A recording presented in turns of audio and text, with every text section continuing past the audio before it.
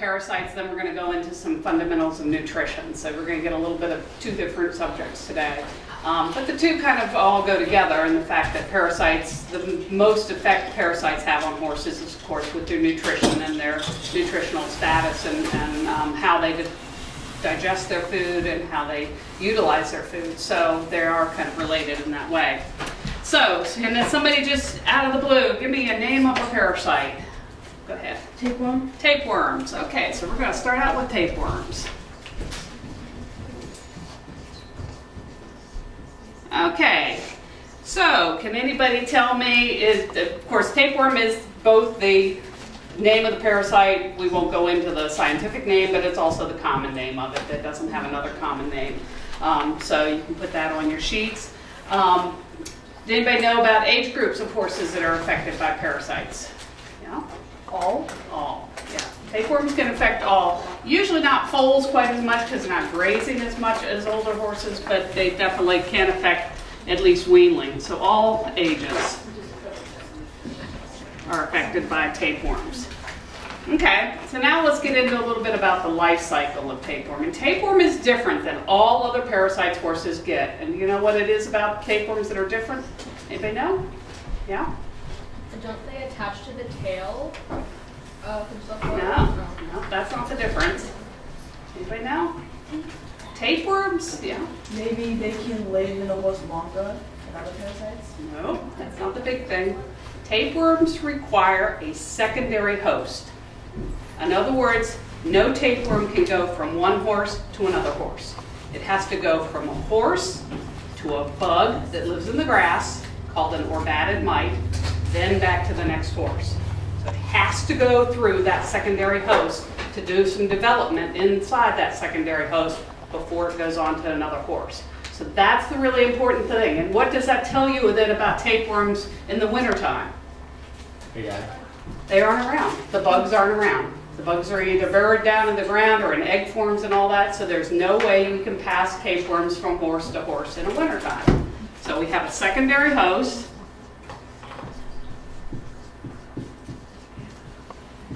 And that's called, you don't have to know the name, but if you do, that's great. You need to know it's a bug or batid mite. So it's a bug, lives in the grass.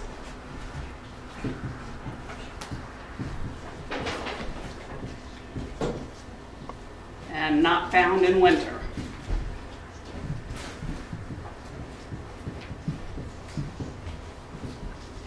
So that tells us something about that life cycle. Is this is only a life cycle that's going to be going on in the summer. The tapeworm itself can live on through the winter inside the horse. So they're very long lived. Each tapeworm can live several years. But the actual passing from horse to horse has to occur during the spring, summer, and fall. It never will occur when we have freezing weather because bugs burrow down into the ground or they're in egg forms at that point, not available to eat the eggs of the tapeworm, therefore not available for the horses to pick them up. So that's going to tell us something about how we're going to deworm for it, and we'll get to that in a little while. Okay, so we have a secondary host called the orbatid mite, and then, so we have a horse, and I'm just do my usual horse. And he's standing out here in the grass. And he poops out into the grass. And what comes out? Do eggs come out, or does it come out in something else in tapeworms? The eggs come out in segments. That's why it's called a tapeworm. It's a long, flat worm. And of course, the tapeworms aren't like feet and feet long. They're usually maybe 6 to 8 inches long at max. And the eggs will be inside these little segments of the tapeworm.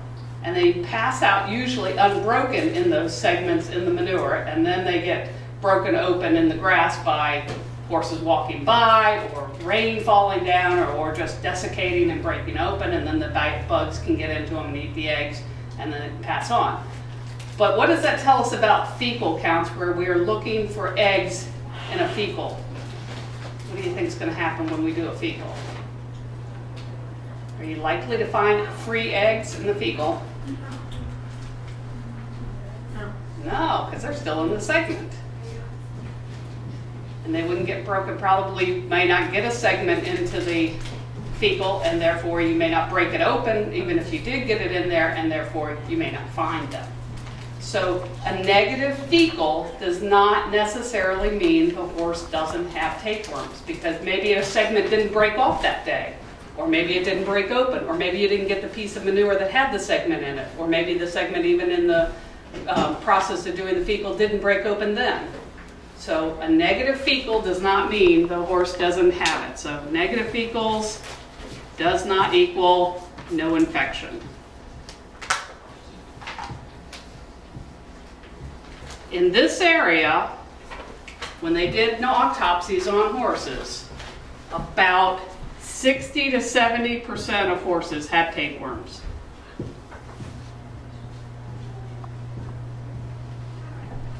So we know most of our horses have.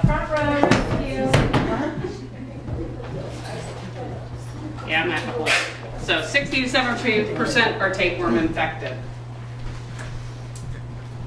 So that tells us something about that. So then, I can just hold on to it. I'll just hold it when I'm on. Okay, right now. So after the segments come out here, so we have segments on the ground. Then it comes around, the orbatted mite. He eats the segments and they develop inside of him into an infected stage. Horse eats orbatted mite.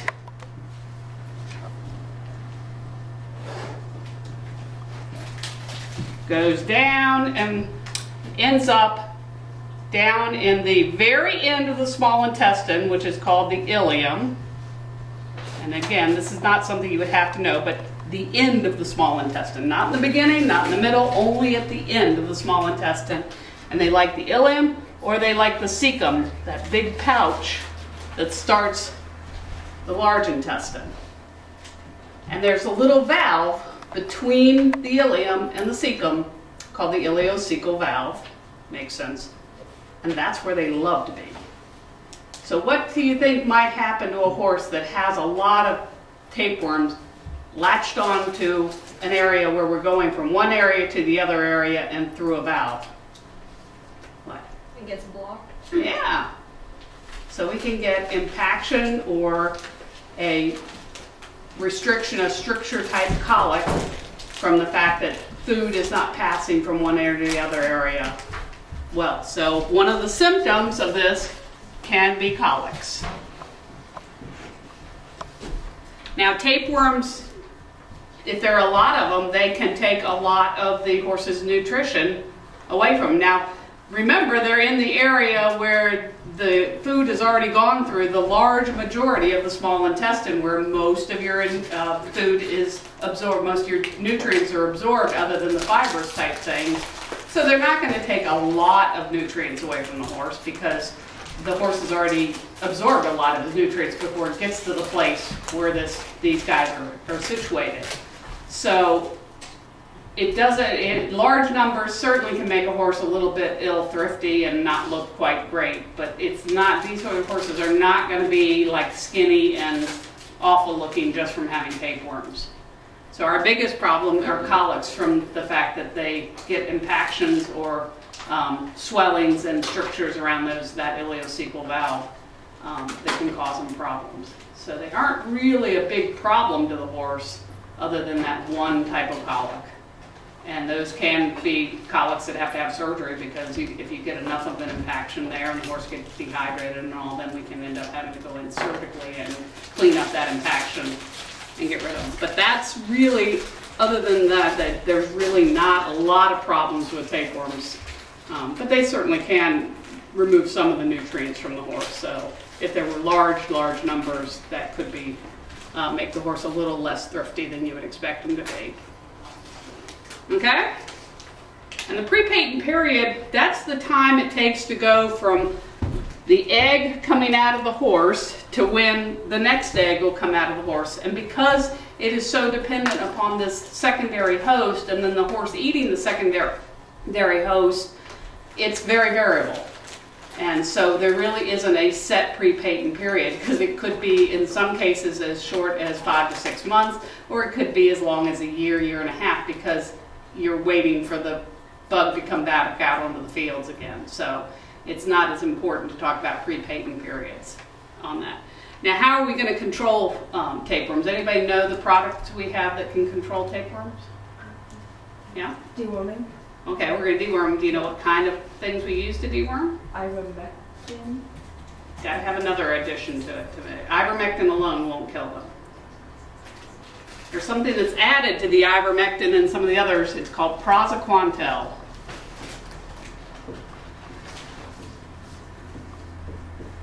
And it's found in 3 products. One's called Equimax, and that has ivermectin and the praziquantel. One's called Zymectrin Gold,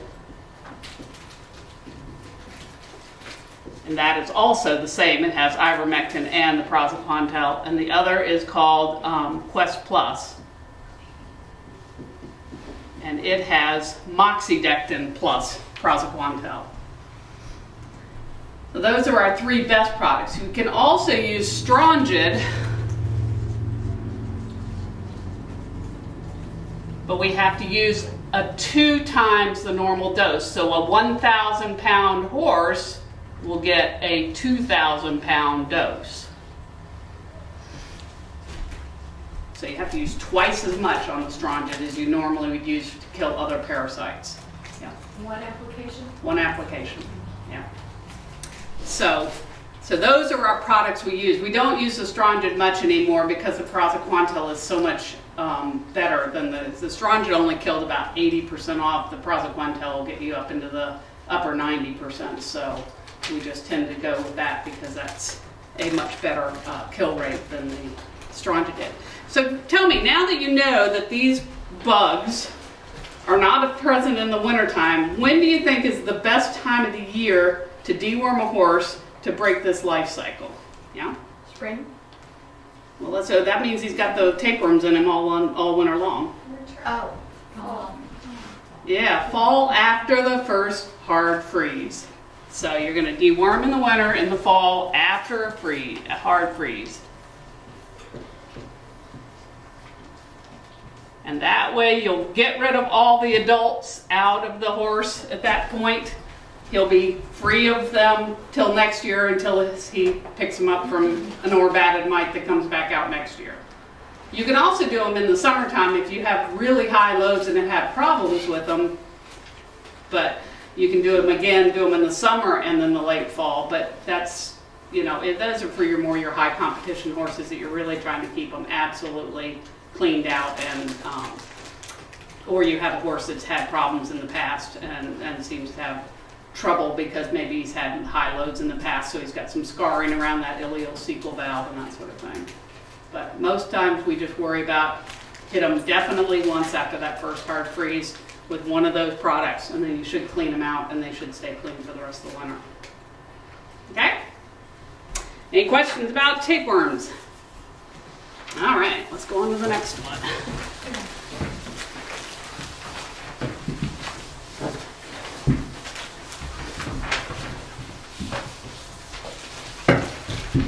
Okay, somebody else give me another name of, yeah?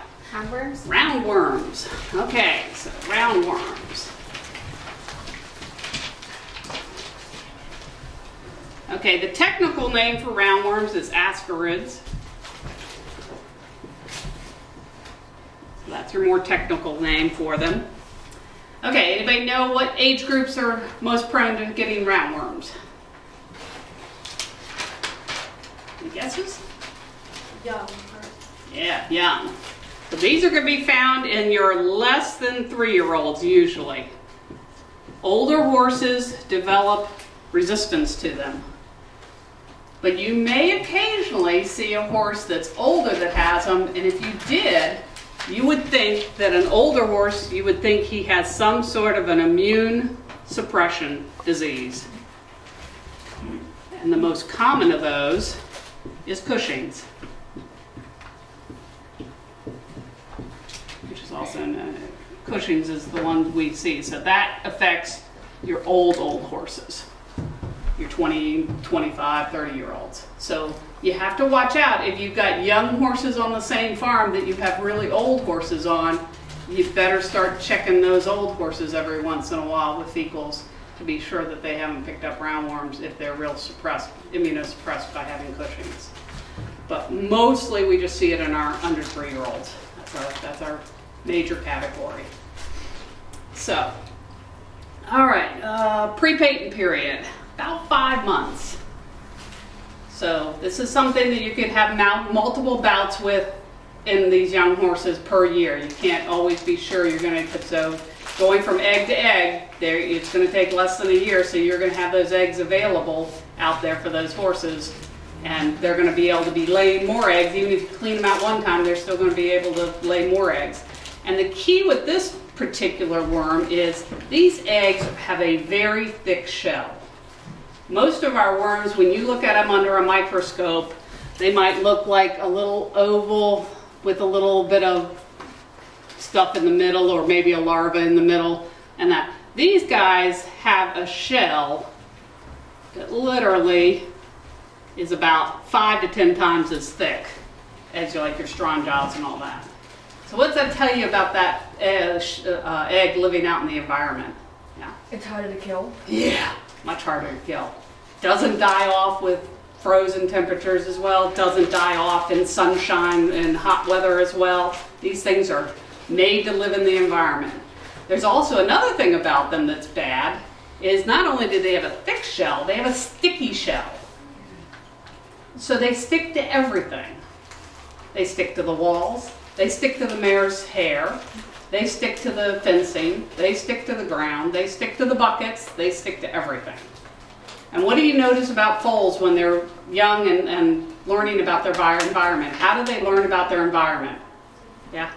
By touching and walking around and What else do they do to it? Chewing. Yeah, chew on it, lick on it, do all that kind of stuff. I mean, these parasites are not stupid. They have innate ways of figuring these things out. Don't ask me how they do it, but they do. And this particular parasite figured out if that egg stuck to everything in that foal's environment, that foal will go around and lick all those different things and pick those eggs up. And these don't ever hatch out in the environment. They never become a larva. The foal ingests the egg. So that's how they get from foal to foal, is they're stuck all over everything. Another good reason why from one foal to the next and from 1 year to the next, you really need to scrub down the environment is best. Certainly scrubbing all the buckets, scrubbing down the walls, cleaning out the barn, all of those things are really important to try and prevent these things from sticking around in your environment from one foal to the next or 1 year to the next. Because they will live just fine in your environment if you leave them there. Yeah. What do you recommend scrubbing with? It's not so much with, it's just doing the act of scrubbing. I mean, any of your, Lysol or bleach water or anything like that, it's the physical scrubbing is what's going to knock them loose, and that's going to get them off of there. So, it's mostly, or, you can also do it with high pressure, the high pressure water jets and things like that. But you got to do something that's actually going to knock the suckers off of there and get them out of the environment. So, but yeah, any of your disinfectants will pretty much work on them. So, okay, so we got our young horses, we got a thick shell, a sticky shell. So, now let's go to our horse again.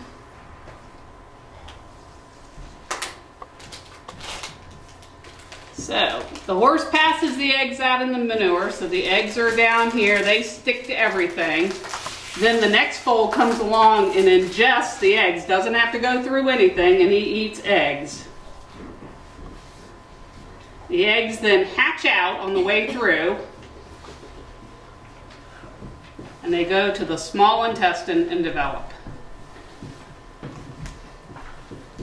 And they become larvae, and those larvae don't just stay in the small intestine, they leave. And they go out and they end up going into the lungs or the liver are the two most common places those larvae will go to, but they can go anywhere. There's even cases where they found them around the spinal cord.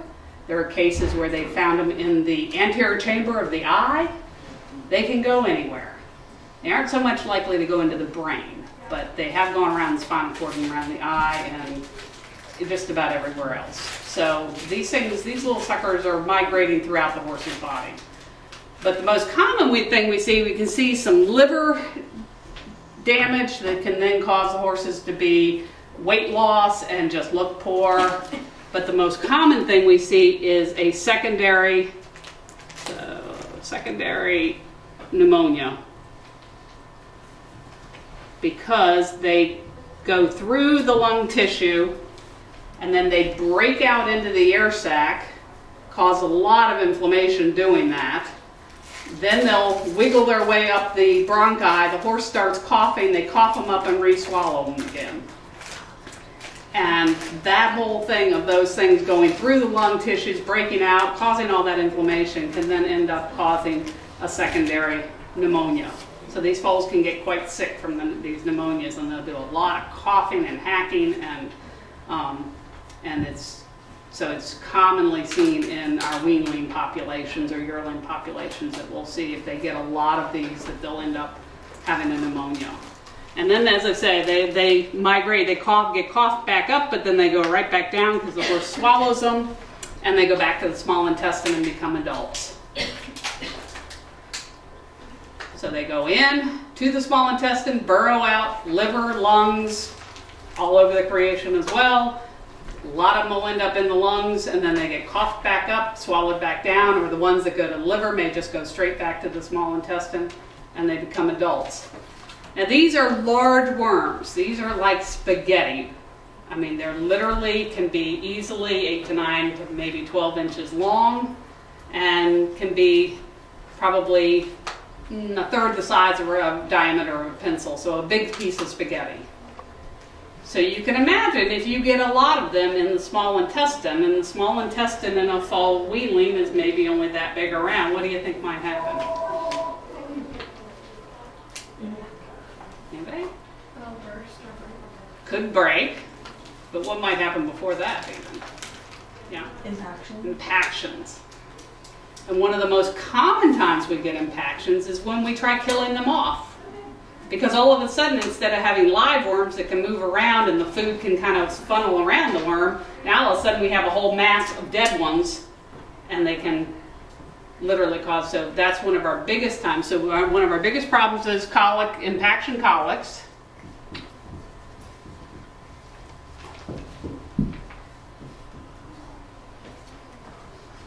And especially related to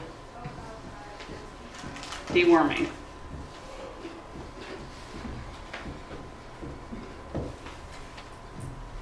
And they can cause actual ruptures, but that's not quite as common as the impactions. Usually they just get the impactions. And you can imagine too, because they're in the small intestine, like I was telling you before, small intestines where most of our nutrients are absorbed, and these things are absorbing nutrients. If there's that many of them, these foals are going to look poor. They're going to be pot-bellied, probably skinny otherwise, poor hair coats, just not really thrifty and thriving looking foals. They're going to kind of may have lethargy and just not have a lot of energy. So these foals are not going to look real good. They're going to look kind of like they feel bad. They may be coughing a lot. They may, be running fevers if they get the secondary pneumonias. These foals can look pretty bad. And they can, so on occasion, cause the foals to die if they get an impaction or they get a rupture. So it's important.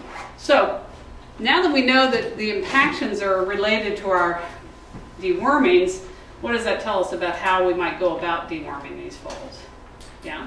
Prior to the season and everything. Okay, so we're going to try and keep them dewormed frequently so that we don't get into this problem. But these foals can pick it up. Remember, I told you, these eggs can live through anything, so there is no real season for them.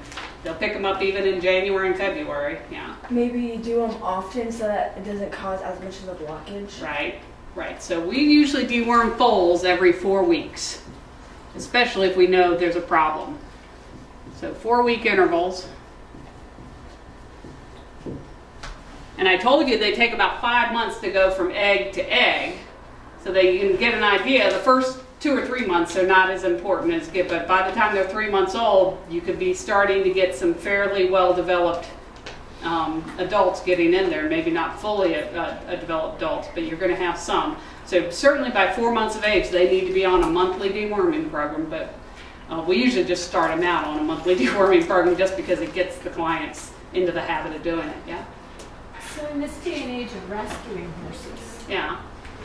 what is your protocol when you're pretty sure that they've got a high level infection, they're really ill, they are in terribly poor condition? Yeah. So the first thing you do is not shove a Right. worm, Right. So we're going to pick a less than great wormer. So we're going to use something like maybe Panicure or Strongid. We're not going to use ivermectin. So we're going to go with some, and we're going to start out maybe with 1/4 of a normal dose, knowing that that might kill off 10 or 15% of them. And then we'll come back a couple weeks later, hit them with another 1/4 dose, and then maybe come back a few weeks later and hit them with a 1/2 dose. And then maybe come back a month later and hit them with a full dose. But we're not going to hit them all at once. We're going to do it very gradually using very low doses till we get them cleaned out. Are those the same dewormers that you use for the 4-week intervals? Now, typically, if we get them early and we get them before that, we can use some ivermectin as well on them. We don't use moxidectin on foals because you can't accurately dose moxidectin down to those small foal sizes. And moxidectin, which is Quest, can be toxic if it's given in overdosed levels. So we don't, and you also don't ever use moxidectin on any animals that don't have a normal amount of fat on their body. And of course, foals, a lot of them are not real fat when they're born. So we don't usually use any Quest on foals for at least the first 6 to 12 months of life. So we're going to use ivermectin, but we may use ivermectin and Strongid and rotate those through each month, or ivermectin and Panicure, depending on what other parasites they have on the farm. And so.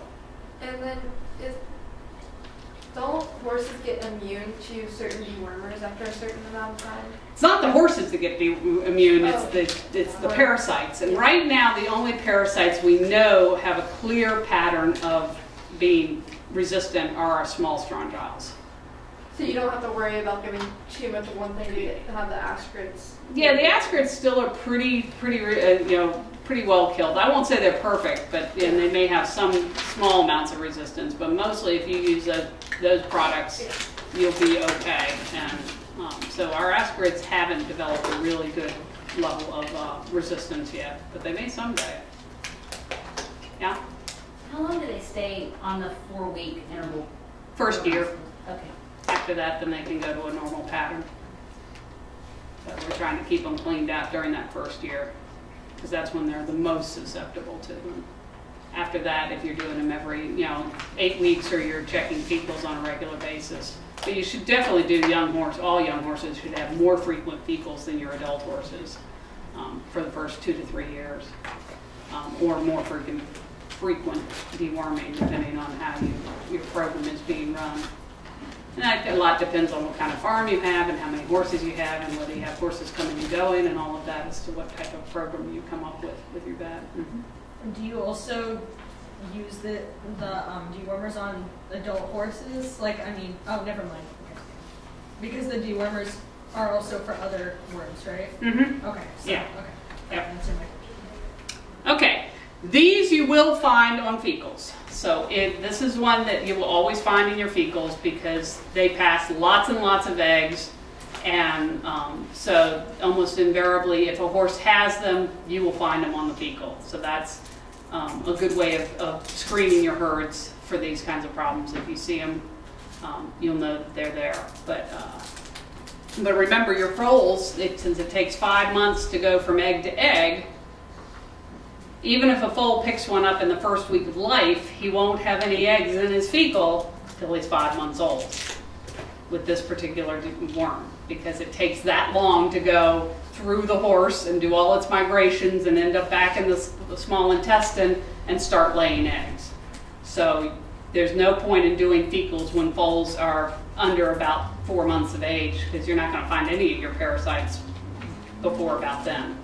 So baby horses, there's no reason to do fecals in your really, really young foals, because they have not had it done. They may be infected. I'm not saying they won't be infected. What I'm saying is they don't have any adult worms in their system yet that can lay eggs that you're going to find in a fecal. So, because you have to understand that that's always the possibility that they're infected and there's no eggs being laid yet because of their age. Okay, any other questions about aspirates? Okay.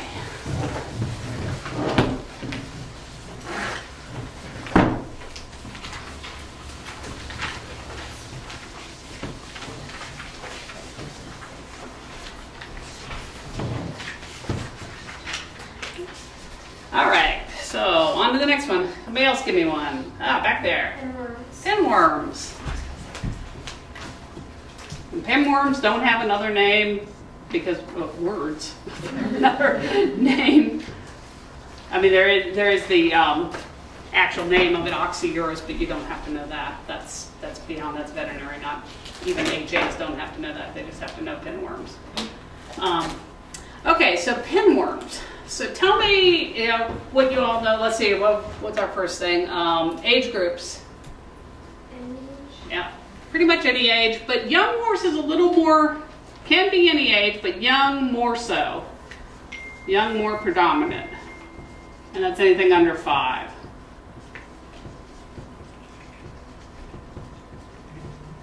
So less than 5. But they can affect any age horses, yes. If I have a book that I could borrow. Yeah, I need a good manual. There we go. Always a use. There.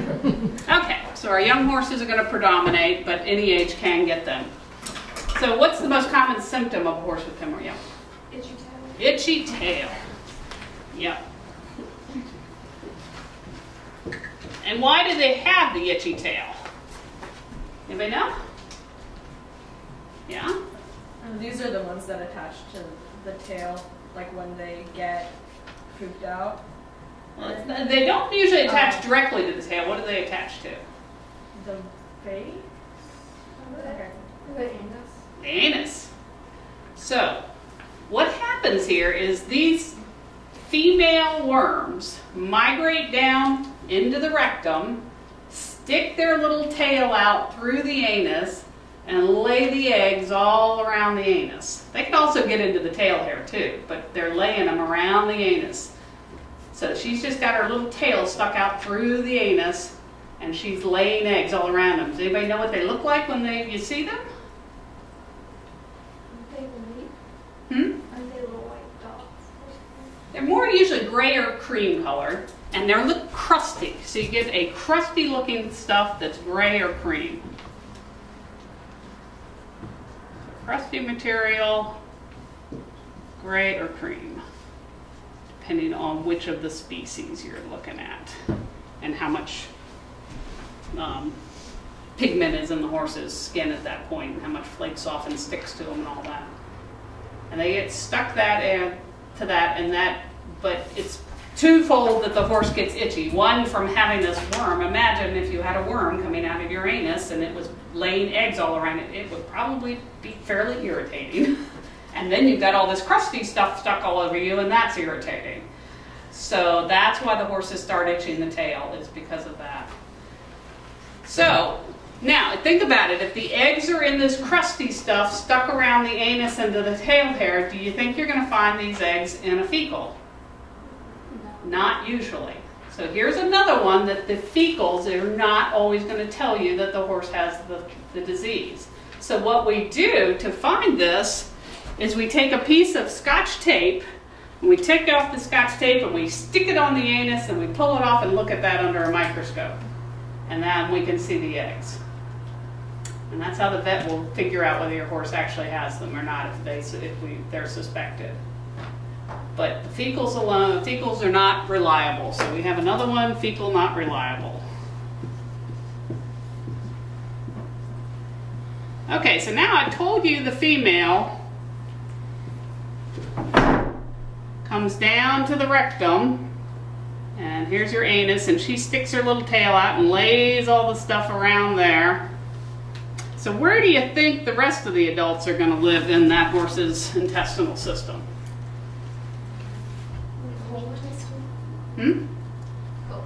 Yeah. They aren't going to go a real long distance. I mean, imagine if you were trying to go all the way from the small intestine all the way down to the rectum and then back up there to meet another male to mate some more and then back down there to, I mean, that would be a heck of a long journey to take. So they're going to live in the further on down in the colon and the rectum is where they're going to live. So they're going to be down here in the colon and the rectum.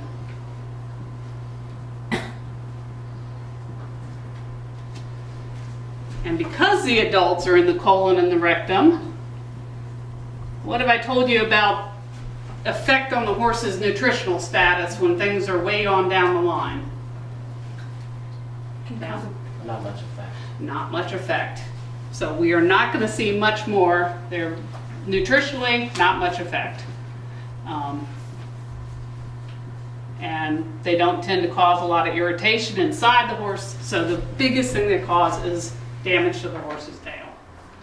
Other than that, they're pretty menial as far as effect on the horse.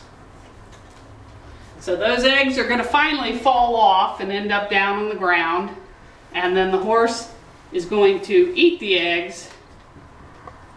Again, another one that never hatches out. The eggs are going to come down here in the small intestine and hatch.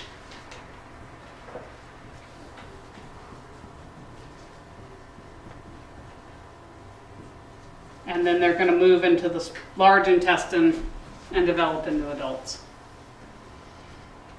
And that's the basic life cycle of them. So another one where that never hatches out into a larva.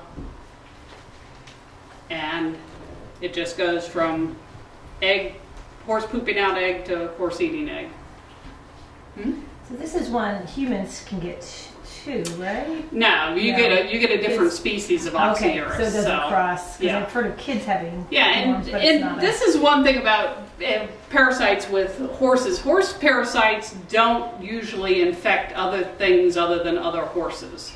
Unlike there are some of the dog and cat ones that can go from, especially like roundworms in dogs, can be certainly transmitted into kids and that sort of thing if they walk around in areas where the puppies have pooped and all of that. But horse parasites don't like other species really. They'll go into donkeys and mules and that sort of thing, but they really don't cross the big species barrier much at all. Yeah?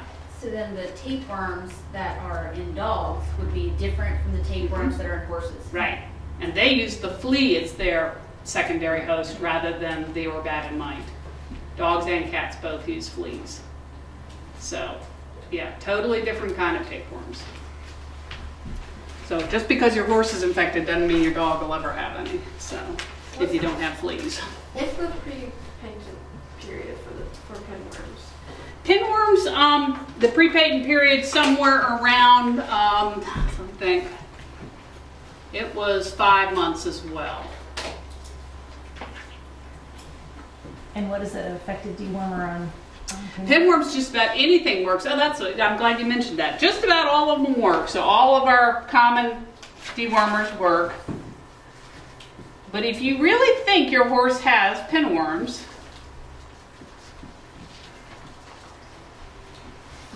if I put dewormer in this end, how concentrated is it going to be by the time it gets to that end? Not very. Not very concentrated. So how could I treat that horse to get the concentrated amounts in that end? Yeah? Injecting it through the anus. Yeah. So you take a tube of dewormer, same dose you would have put in the front end, wait till the horse defecates, stick it into the anus and squirt it in. And it'll be absorbed into these tissues and distributed much more highly in the lower GI, and therefore will kill off your pinworms much more effectively. Mm-hmm. How often are you seeing legitimate cases of pinworms? Maybe one a year. Yeah, it's not Very that rare. common. Yeah. Because our dewormers have pretty much wiped them out. The onset of ivermectin has pretty much wiped out pinworms. But you do see them every once in a while. So when your horse is itching his tail because he has a tick bite, Yeah, tick bites, food allergies, yeah. melanomas in gray horses, lice occasionally in your rescue animals or your debilitated older horses that are immunosuppressed. Yeah, there's a lot of other things that are much more likely to be your cause of a horse itching its tail over pinworms. So when you're in your testing situation and you're talking about your parasites, this is really one that can be kind of down lower on the list as far as it's affecting the horse in fairly in negative ways. Well, it's always interesting because it's kind of an interesting one, and so it's often right at the top of the list. And we're always asking candidates, well, how important is this parasite really in this scheme of things? Yeah. And we'll go, that's a good point. Well, at the end, we'll rank all these parasites and how much they cause damage to the horse. Okay, so that's pinworms. Any other questions about pinworms? What about size? Size, pinworms are fairly long. They can be, they say up to like 12 centimeters, which would be a centimeter, an inch is 2.5 horses, about 6 inches maybe.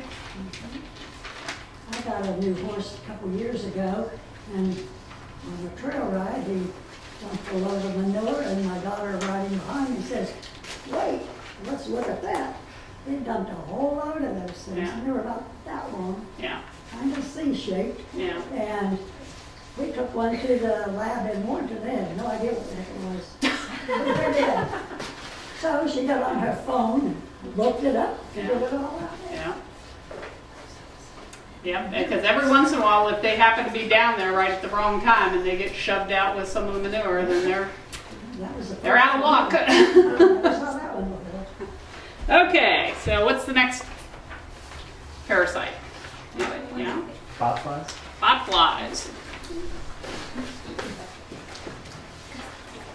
Okay, so, and as we mentioned, that's the one thing about this. This has the adult stage is a fly, unlike all the other parasites. And anybody know what time of year those flies are about running around? Yeah, Fall. Summer to fall. So we find the adults anywhere from summer to fall. As soon as we have freezing temperatures, all the adults are gone. So what does that tell us about when we're going to target our deworming? Winter. Well, when's the exact time? Yeah, winter, but yeah. After the first freeze. So we're going to deworm after the first freeze because of that.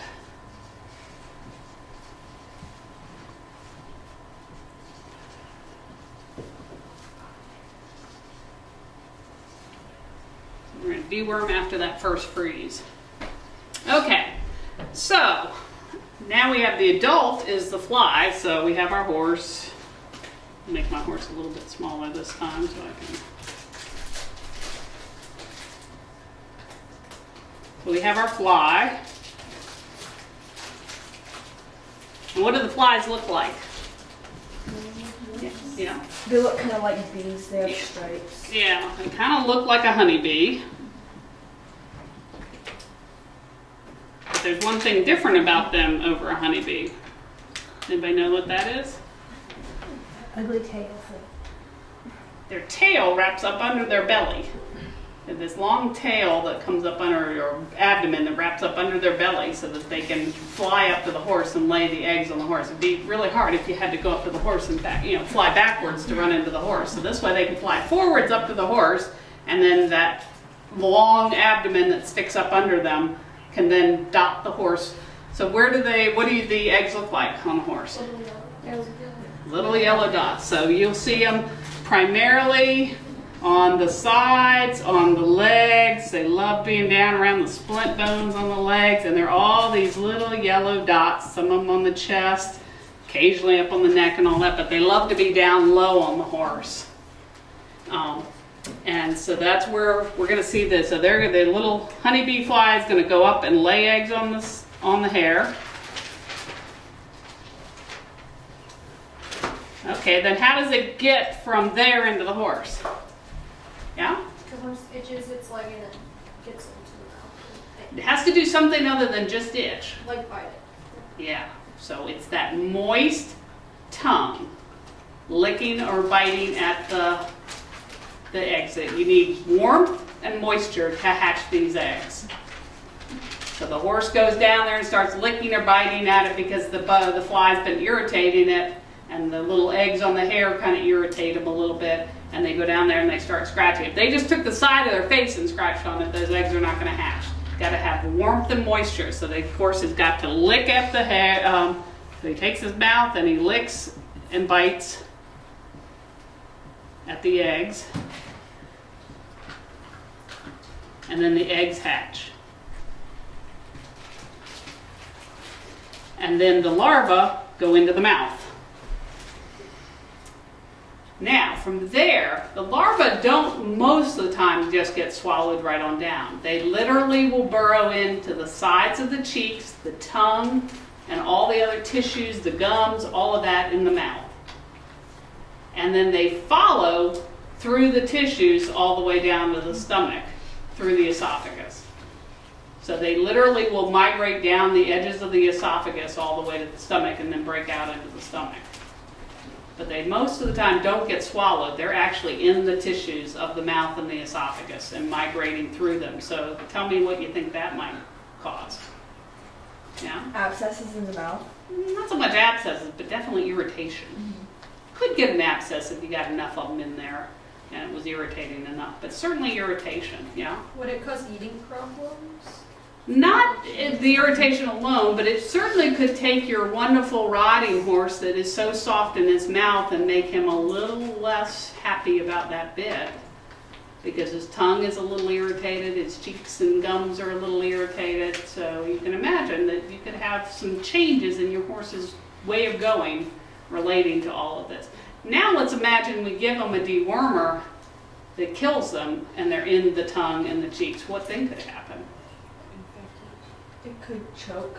No, not quite that, yeah. They would die in the tissue. Yeah, and what do you think that tissue would do when it has dead parasites inside of it? You think it'd swell and get unhappy? And yeah.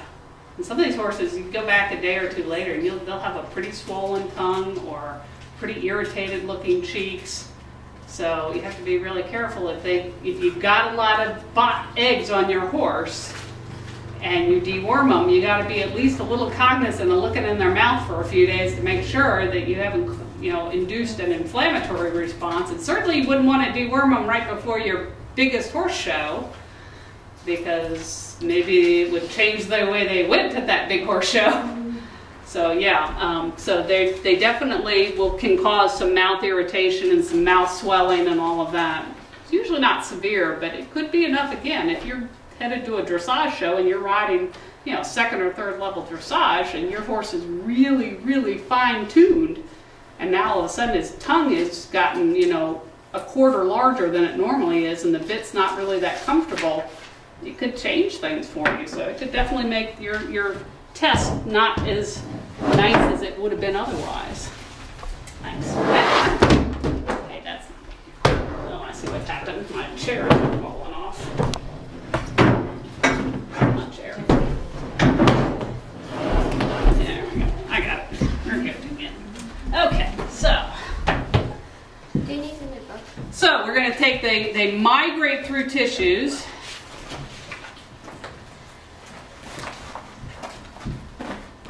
To the stomach. What do they do once they get in the stomach? I told you they break out, and then what do they look like in the stomach? Yeah. Just like little white ovals attached to the stomach wall. Yeah, they're more like kind of like a capsule shaped, kind of bullet shaped little things. And they start out very small. And as they are in there longer and longer, they get bigger and bigger till they're probably the size of an almond, or maybe a little bigger than an almond, with blunted off ends, if you can imagine. But they get that kind of oval, round shape, or bullet shape, and then they bite into the stomach and hang on. So everywhere one bot is, there's one little hole in the side of his stomach. So then what kinds of problems do you have when you have holes in the side of your stomach? Ulcers. So BOTS can be certainly a cause of ulcers in horses. So that's one of the bad things about it, is they can cause ulcers. They can cause, as I said, swollen mouth parts.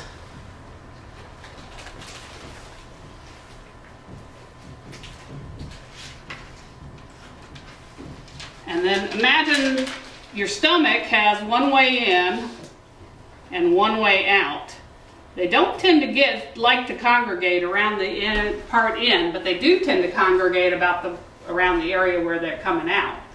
So what problem could we have if all of a sudden we have a whole bunch of spots all around that pyloric valve? Yeah? Impaction. Yeah, stomach impactions, and even to the point of stomach ruptures.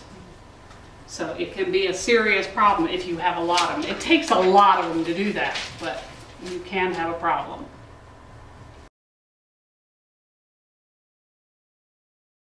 Stomach impactions and ruptures.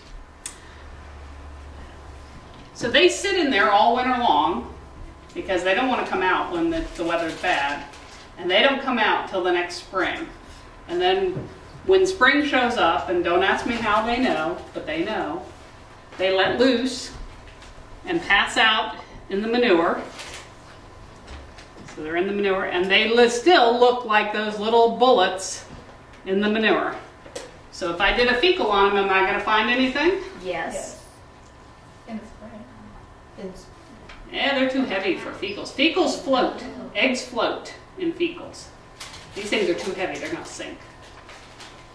So you won't actually see anything in the fecal if you try and do a fecal on these horses, because these are way too big to float. Because they're probably at least as big as your little finger there, the end of your little finger, if not a little bigger than that. So they aren't going to float.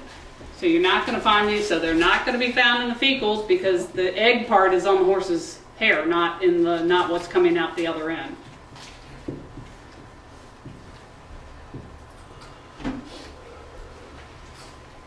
So hopefully we won't have to worry about any coming out because we will have dewormed them after that first hard freeze, and therefore we won't have a problem of having any of them come out. Yeah? Wouldn't they be visible though?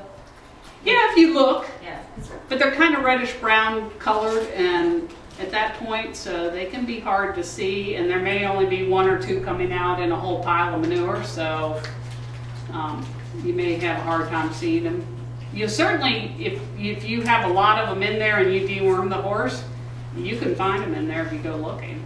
But most people don't look through their horse's manure that carefully, I'll be honest. So, but yeah, definitely after, I've had people call me after a horse has been dewormed because they're like, what are these things I'm finding in the fecal? And they take pictures of them and send them to me, and I'm like, well, your horse had BOTS and you just killed them.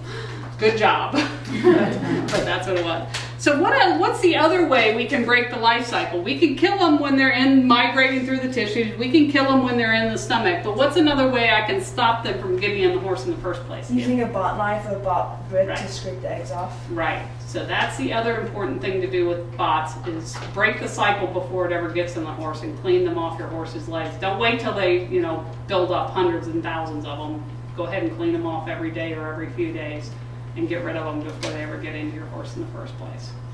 Yeah? Are there effective ways to prevent the bugs themselves from hatching in the manure?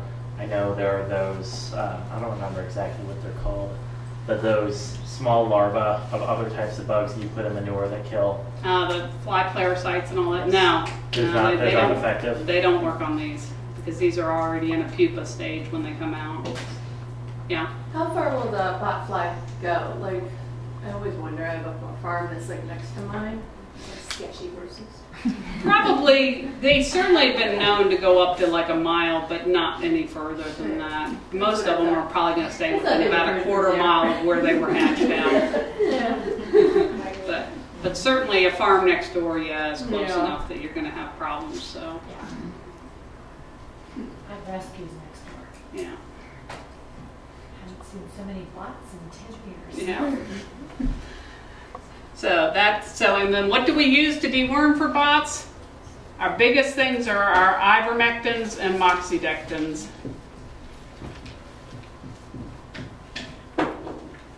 And the moxidectin, and the only brand of moxidectin that's out there, of course, is Quest.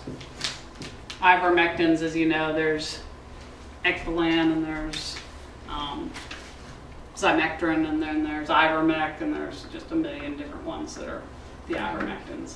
But moxidectin is only sold under the trade name of Quest. So we're definitely going to want to make sure that sometime after that soon after that first frost, we give them a dose of one of those two products and get them cleaned out. But we're going to also be working all along in our summer and fall to get rid of those bot eggs with a bot knife to keep them from coming up in the first place. And then once they're on the ground, as I said, they come out usually in the spring, and then they pupate on the ground for probably 2 or 3 months before they hatch out and become a fly. And that's why you don't see flies in the springs. It takes a certain amount of time from the time it comes out in the horse to do a little bit more metamorphosis type activity in the pupa before it hatches out in the summertime and becomes the fly.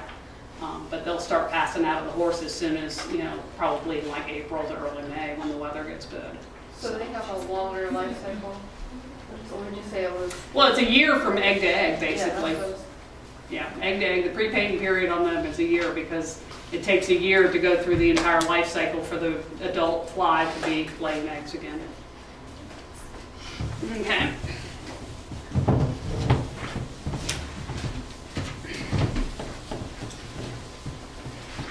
Okay, so got one other big category we haven't talked about yet.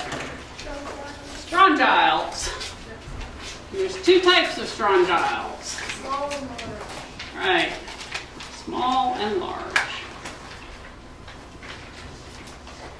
So we'll start out talking about the smalls to begin with because they have different life cycles, so we have to know a little bit about it. So what age groups are affected by small? What's the common name for all kinds of strongyles?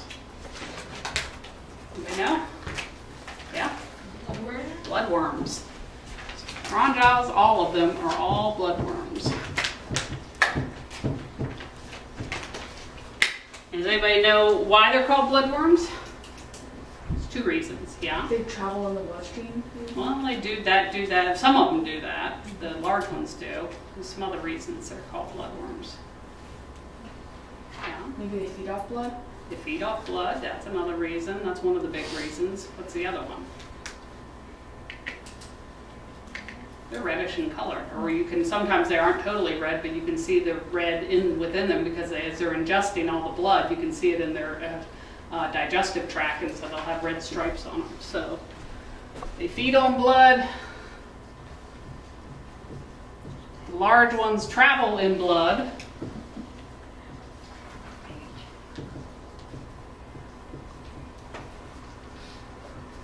And they also have what's known as a barber pole. Barber. How do you spell barber? E-R. Pole appearance. Because you can see that blood inside their gut. Do you guys know what a barber pole is? Candy cane. Yeah, barber pole, candy cane. Candy cane's the other thing. Not a green and white one, a red and white one.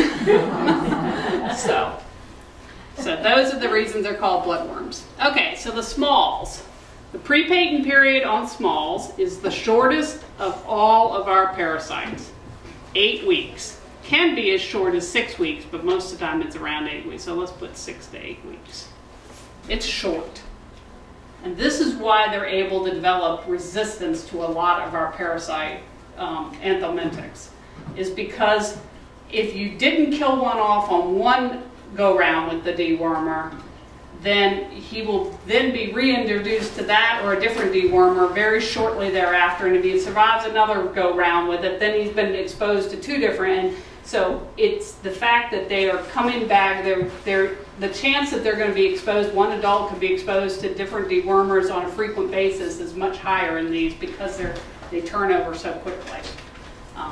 And so they do tend, they're the ones that are just tending to build up immunity. So there we have our anthelmintic, and anthelmintics are your dewormers, immunity. And they're our biggest problem as far as that goes, are these small strongyles.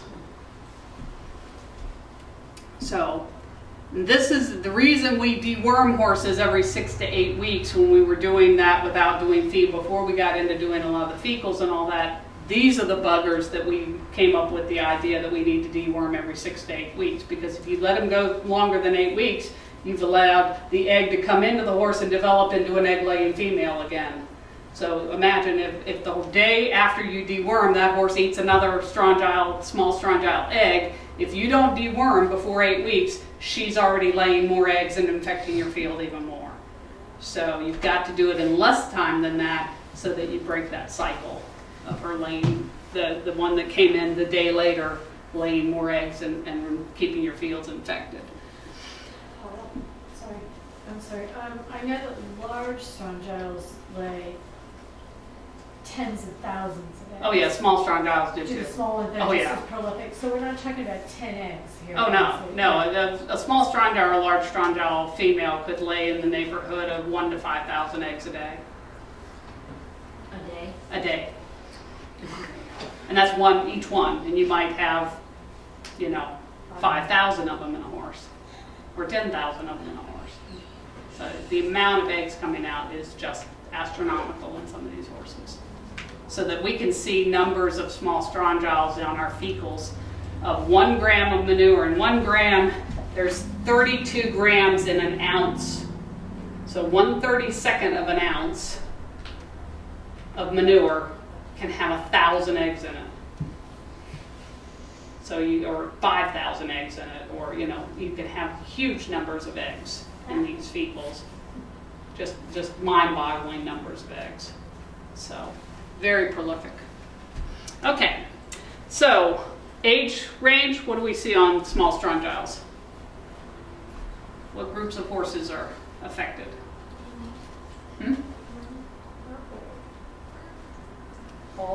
All. These affect everybody. All age ranges.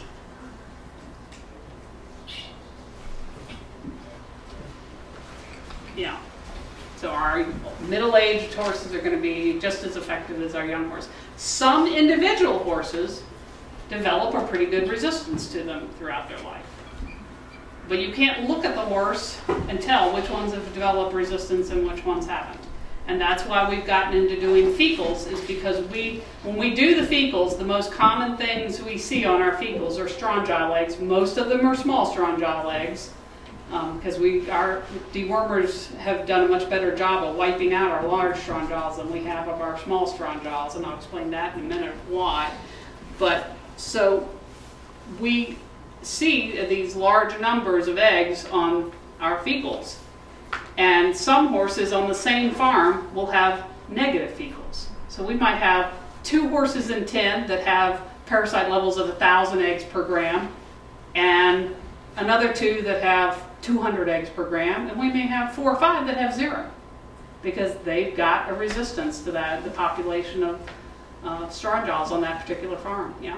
So when our fecal results come back and it says low small strongyles, what do you mean by low? Because since you're talking so high of numbers, so low is usually under 200 eggs per gram. Moderate is usually anywhere from 200 to 500, 600, something like that. High is anything over 600, definitely. Yeah. What's the highest number you can see in a fecal and still not recommend vaccination or deworming? Deworming. 200 would be the max. Under 200, you may wait and not deworm them, because that's telling you there's not that many adult parasites in there. But anything over 200, you definitely want to go ahead and deworm the horse at that point. Mm-hmm. So how does the term the shedders come into this? Because I hear people say that's what they're talking about, is those numbers. They actually have. If they're a low shedder, they'd be shedding less than 200 eggs per gram. Okay. Which means they actually have less concentration, not that they're just not coming. Because I think of shedding as like falling out, No, it just means okay. Egg numbers. So if you have horses that have, like, we consistently, we do fecals every year, our horses are always, like 0. Yeah. And so that we just have horses that. Yeah. Then you don't have to worry about the strongyles. So the only things you're going to have to worry about are tapeworms, because I told you 70% or so, 60 to 75% of them in this area are going to have tapeworms. Okay. And you'd have to worry about bots, especially if you've seen bots on the horses. Gotcha. So those are the two you're definitely going to want to deworm against. And then I would probably, at least, then those you're going to do after the first freeze. So we're going to have one deworming after the first freeze every year. And then I'd probably hit them sometime in the spring to early summer, just to be sure that we don't have anything else in there that we're not on top of. So, and then just continue doing fecals at least twice a year. Because my most common plan is we see the horses 4 times a year, twice of winter and summer we're deworming, spring and fall we're doing fecals. And then we can determine what category each horse falls into. And they can change categories if they move from one farm to another farm. You got to realize, just because he's resistant to the small strong jaws on one farm does not 100% say when you move him to a different farm that those small strong jaws will be exactly the same, and they may not have the same level of resistance to them.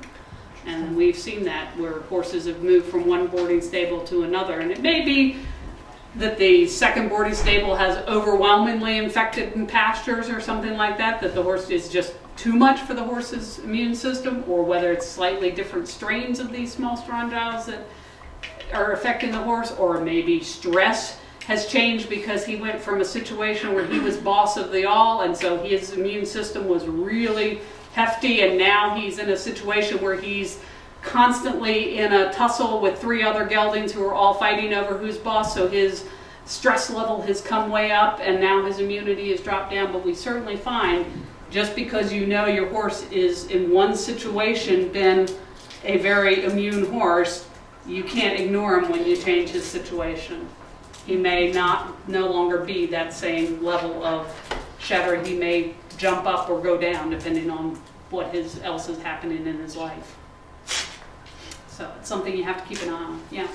If you do have a new horse to come in and you're trying to manage, a field of horses, if you have this one horse that does have high numbers, how is that going to affect the others? Do we need to make sure that we in all cases based on that, or? I mean, if you wanted to do the best thing for all horses always, you should quarantine all new arrivals for 2 weeks, and they should not be mixed with your other horses in any way, shape, or form for 2 weeks. During that time, that gives you time to get them dewormed, get a fecal check to make sure that the deworming was successful, then also watch them for all the other things like respiratory viruses and stuff like that. So that's optimal, yes. If you bring them in and put them right in the field with your horses, yeah, you've got the chance that you're then going to bring in parasites that your horses aren't necessarily been attuned to dealing with, or maybe you haven't had as many problems because you didn't have a whole lot of resistant strained small strong jaws on your farm, but now you brought in a horse that has some of the really resistant strains of small strong jaws, and now your horses are all going to get affected by it. So yeah, it's always best if you can clean them out and keep them away from the other horses before you mix them, so that you don't have to worry about that.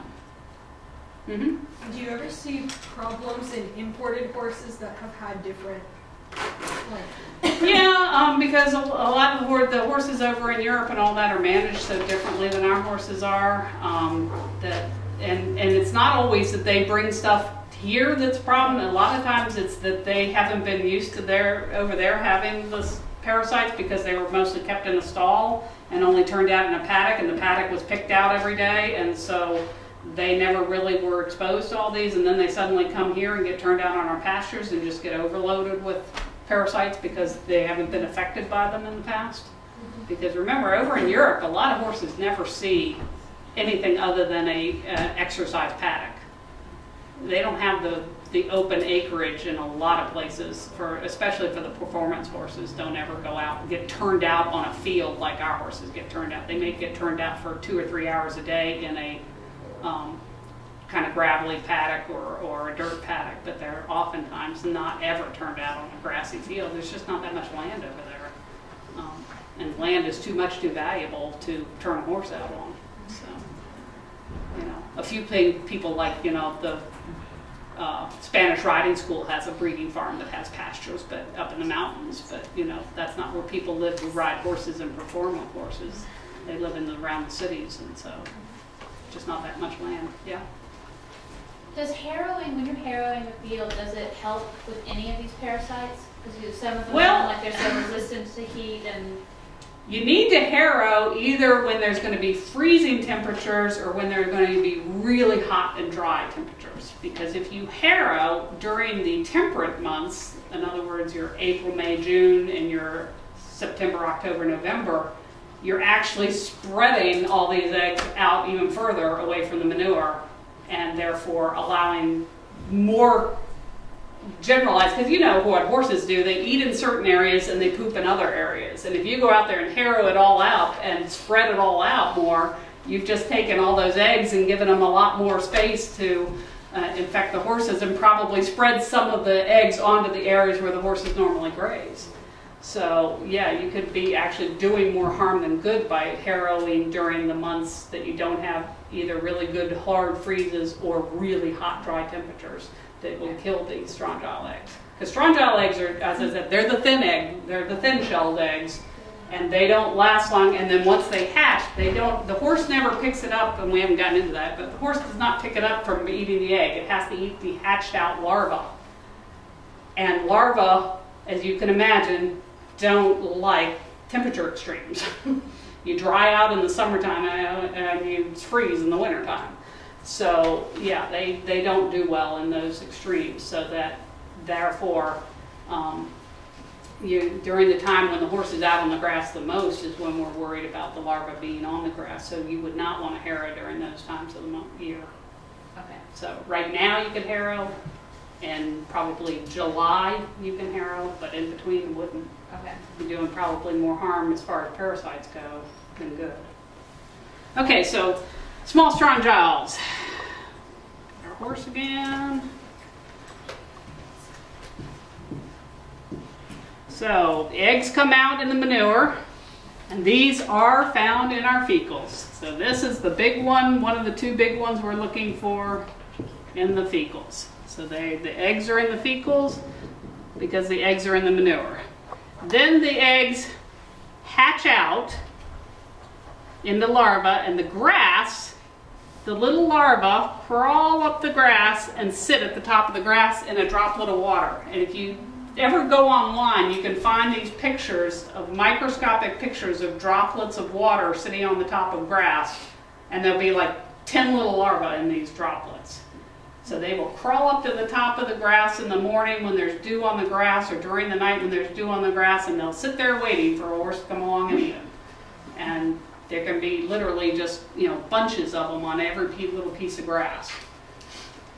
And once the horse then eats the larva, so the larvae come in, then they migrate down, and they go all the way to the large colon. And in the large colon, these guys are really smart. Somehow they figure out whether there is enough egg-laying females and males present in the large colon at any one time. If there's enough in their mind that they're continuing their population, they will burrow into the wall of the large intestine and become a little cyst and live in that little cyst for months on end. If there's not enough, then they'll go ahead and develop into egg-laying females and sexually mature males, and they'll stay there. But if there's too many at this point, and there's enough of them for what the colon needs as far as the population needs, they will just burrow into the wall and insist, and they can stay there literally. They know they can stay there at least for a few years. So they can insist in the large colon, or they can go on. So they can go two paths. They can become egg-laying females and males, not egg-laying, but males, or they can insist.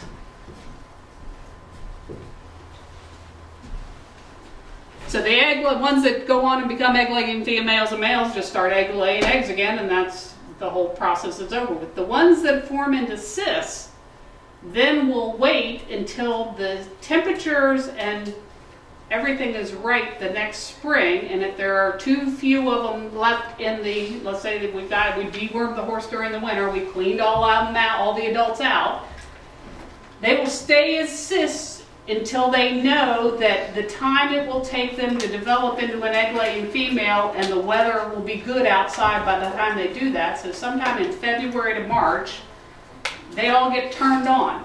Again, we have no idea how they know it's February to March. They hibernate.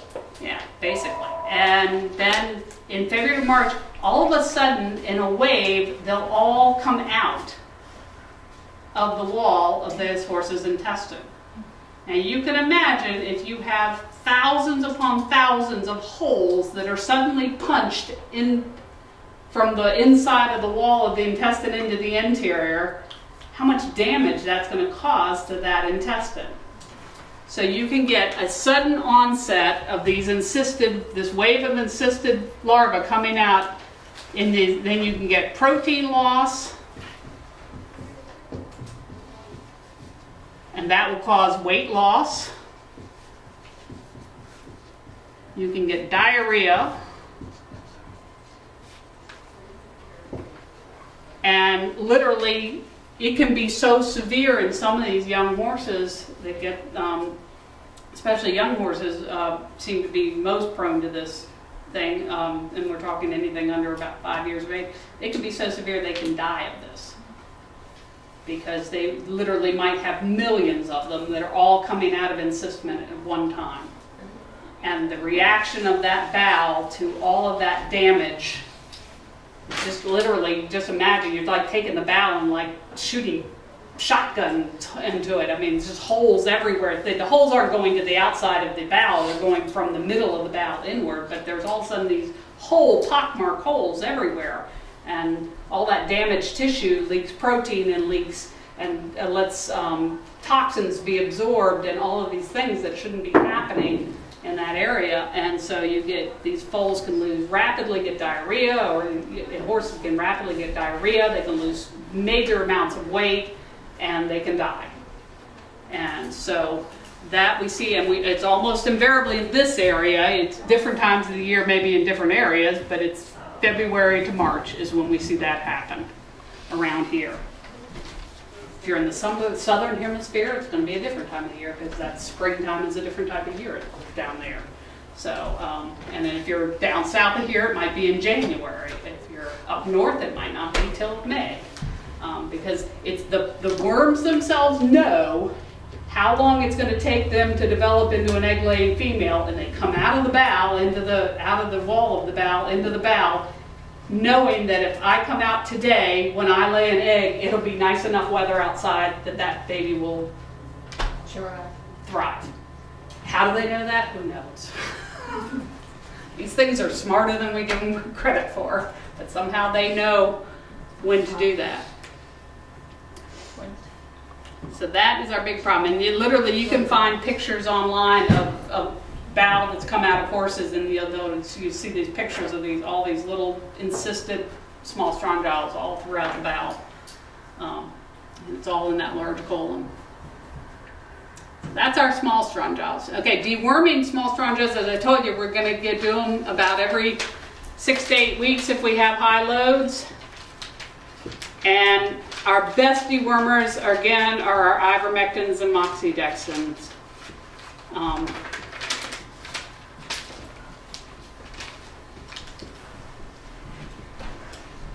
The only thing that will kill the encysted ones,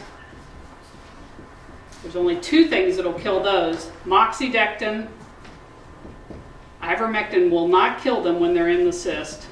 Moxidectins will, and then we can do what's called a Panicure Power Pack.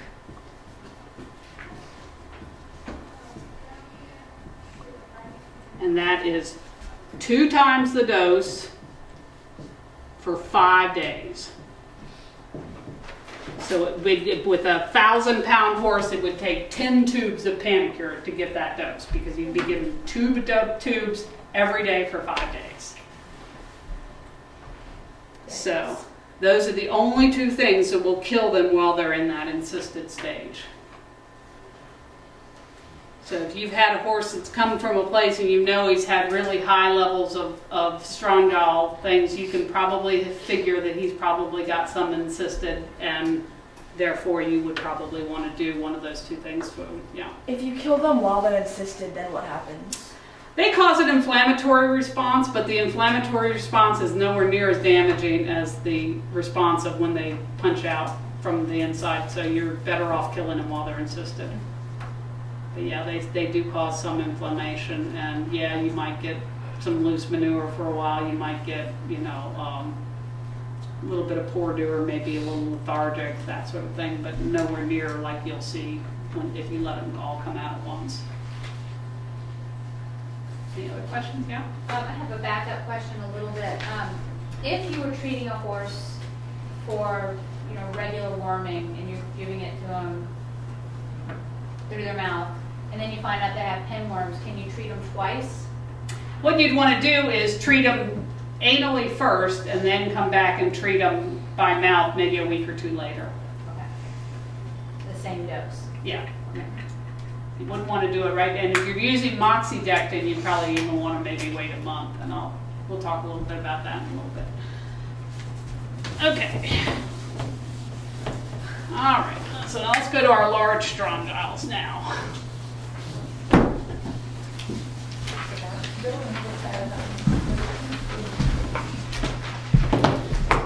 Is it falling? Yeah, I know. It doesn't work. Oh, it's working. The large strongyls.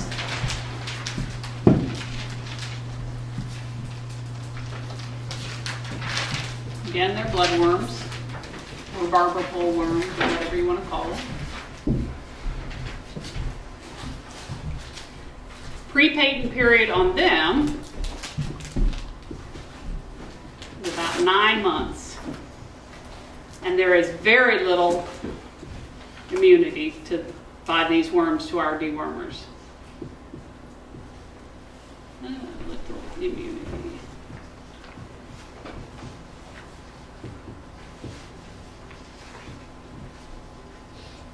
And where we used to see horses dying of large strongyl problems on a regular basis when I was a young vet 25, 30 years ago, we rarely see a horse die of large strongyl complications now, which is really, really nice. It was like a plague, wasn't it? Oh yeah, it was awful. Yeah, well-raised, well-cared for horses dropping dead. Yeah.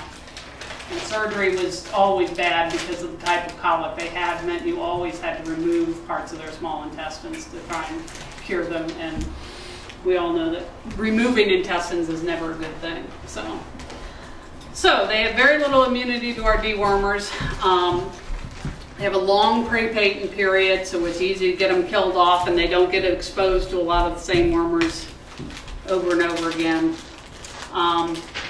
Their life cycle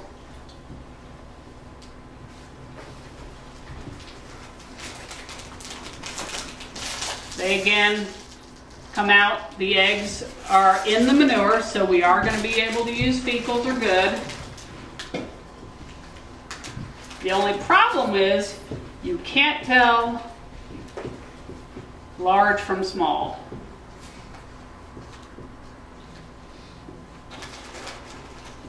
On eggs, by looking at their eggs alone. Their eggs look the same. You'd have to do genetic studies and all that, because there's no way to just look at the eggs. The small strongyl egg, the large strongyl egg, they all look the same. So we can't tell which one the horse has. So the eggs come out, they do the same thing the small strongyls do. They hatch out, they crawl up onto the grass, they wiggle their way up onto the grass, and they get eaten by the horse. So again, it can go from horse to horse, no other thing needed, and they're eating the larva. So again, we have the same sorts of things with the larva here. Aren't going to see the larva in the middle of winter, aren't going to see the larva if we have a really hot, dry period in the summer. They're going to like spring and fall the best, so that's when we're going to have most of them being infected into the horses. And then they're going to pass down through the horse, and in the small intestine, they do something different. In the small intestine, they burrow into the wall of the intestine, and they go into the arteries.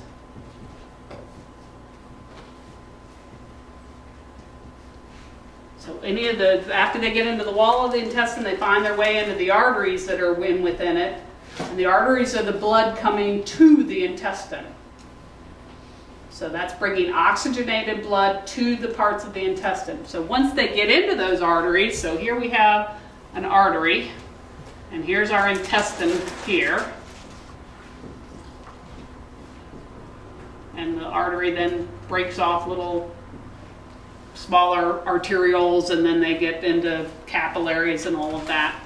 So they get these worms coming up into the artery, and they burrow into the wall of the artery, and because there's now this worm within the wall of the artery has a reaction to it and forms a big clot. And you get a few of these clots in the same place, because we get another one here, and it gets a clot there, and then you get another one here, and it gets a clot here. And what happens to the blood supply of that artery? Yeah? It goes down like that. Yeah, it kind of starts going down, and then at some point you get enough inflammation, it blocks it. Okay, now we have no more blood going through that artery to this piece of intestine. What happens to that piece of intestine? Then it dies. It dies. So we have intestine that is dead. So what's going to happen now to that horse if we don't take that piece of dead intestine out? Blockage? No, I think much more major than that, yeah? It will die. It dies. It And this was called thromboembolic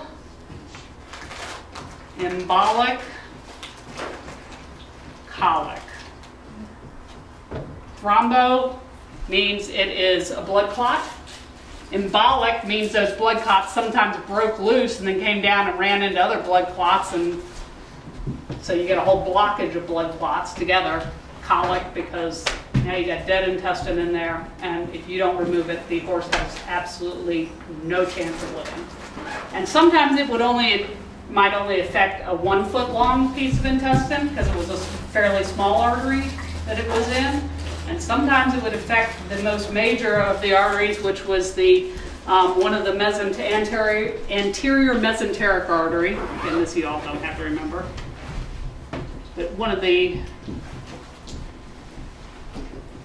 most common ones it affected was that anterior, and that artery affects more than 50% of the, if you block off that whole artery, you've killed off half the horse's small intestine.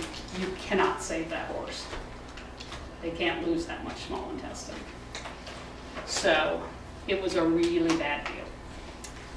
But let's say we only had a few of them and they never got into the thromboembolic. After they sat in the wall of the intestine for a while, or the wall of the artery for a while, they mature into a stage 4 larva, and then they break back out of this clot, go back down to the intestine, and then they go to the large intestine as adults, and that's where they start laying eggs. Does the dewormer affect them at all when they are in the wall? Okay, so yeah, that was the breakthrough of ivermectins. Ivermectins would kill all stages of the large strongyle, no matter where they were in the body and no matter what they were up to at that point. It's the first systemic It was the drug we could use. first one we ever had that would do that. Everything else we had before that would only affect the adults in the intestinal tract, or maybe larvae coming into the intestinal tract, if you happen to catch them on the right day. But yeah, that was the breakthrough of the ivermectins, was the fact that it would kill them systemically, no matter where they were. So that is, and as I said, I haven't seen a case of thromboembolic colic in probably 2 or 3 years, and it's probably 2 or 3 years between cases now. Whereas when I first started practicing, we probably saw a case a month of horses needing surgery or having to be put down because they had this. So it was a big problem 30 years ago. and be behind that, whereas now it's just nowhere near. But if these buggers ever get immunity to our ivermectins, we are in big trouble. Yeah. Are the cases you do see now just from they're not deworming with ivermectin, just lack of care? People that are looking at ivermectin and going, well, especially we saw this in cases where they could get the like Panicure or some of the other older products that were of the class called benzimidazoles. Most of those aren't even available anymore. Anthalcide was one of them, and Panicure is one of them, and I can't even remember. Diabendazole was another one, yeah. I mean, there was all of these products that you don't even find in your stores anymore because they don't work. And so, because now they don't even work on the small strongyles anymore. Panicure is the only one that, and it was a third or fourth generation of the benzimidazoles. It was like the last generation that was ever made, and it was by far the best of all of them. And it's also used for other things as well as, I mean, we use it in dogs and cats, we use it in goats, we use it in other things. So, so they've continued making that, but yeah, the ivermectin has really made a huge difference in this. It was a miracle drug. Oh yeah, it was. Definitely was. Okay, so any other questions about that one? Okay, so now let's talk about which ones cause our most problems and which ones cause our least problems. So the biggest problem we've ever had with our parasites are the large strongyles. So if you've got those are our number one. So that would be most severe problems. Then probably number two would be our small strongyles. And remember, if you've got a large population of parents, what did I also tell you that those parents, why are they called bloodworms? They suck blood. So imagine, they can take a lot of, they don't have to just take nutrition away from their horse, because they're not just absorbing nutrients, they're actually eating your horse's blood. So you can get anemia if you get large quantities of either of those. So yeah, they have a bigger effect on the horse as well. I'm sorry, I want to digress for just a second. Are exposure to large and small strongyles prenatally transferable myopathies? Okay. No.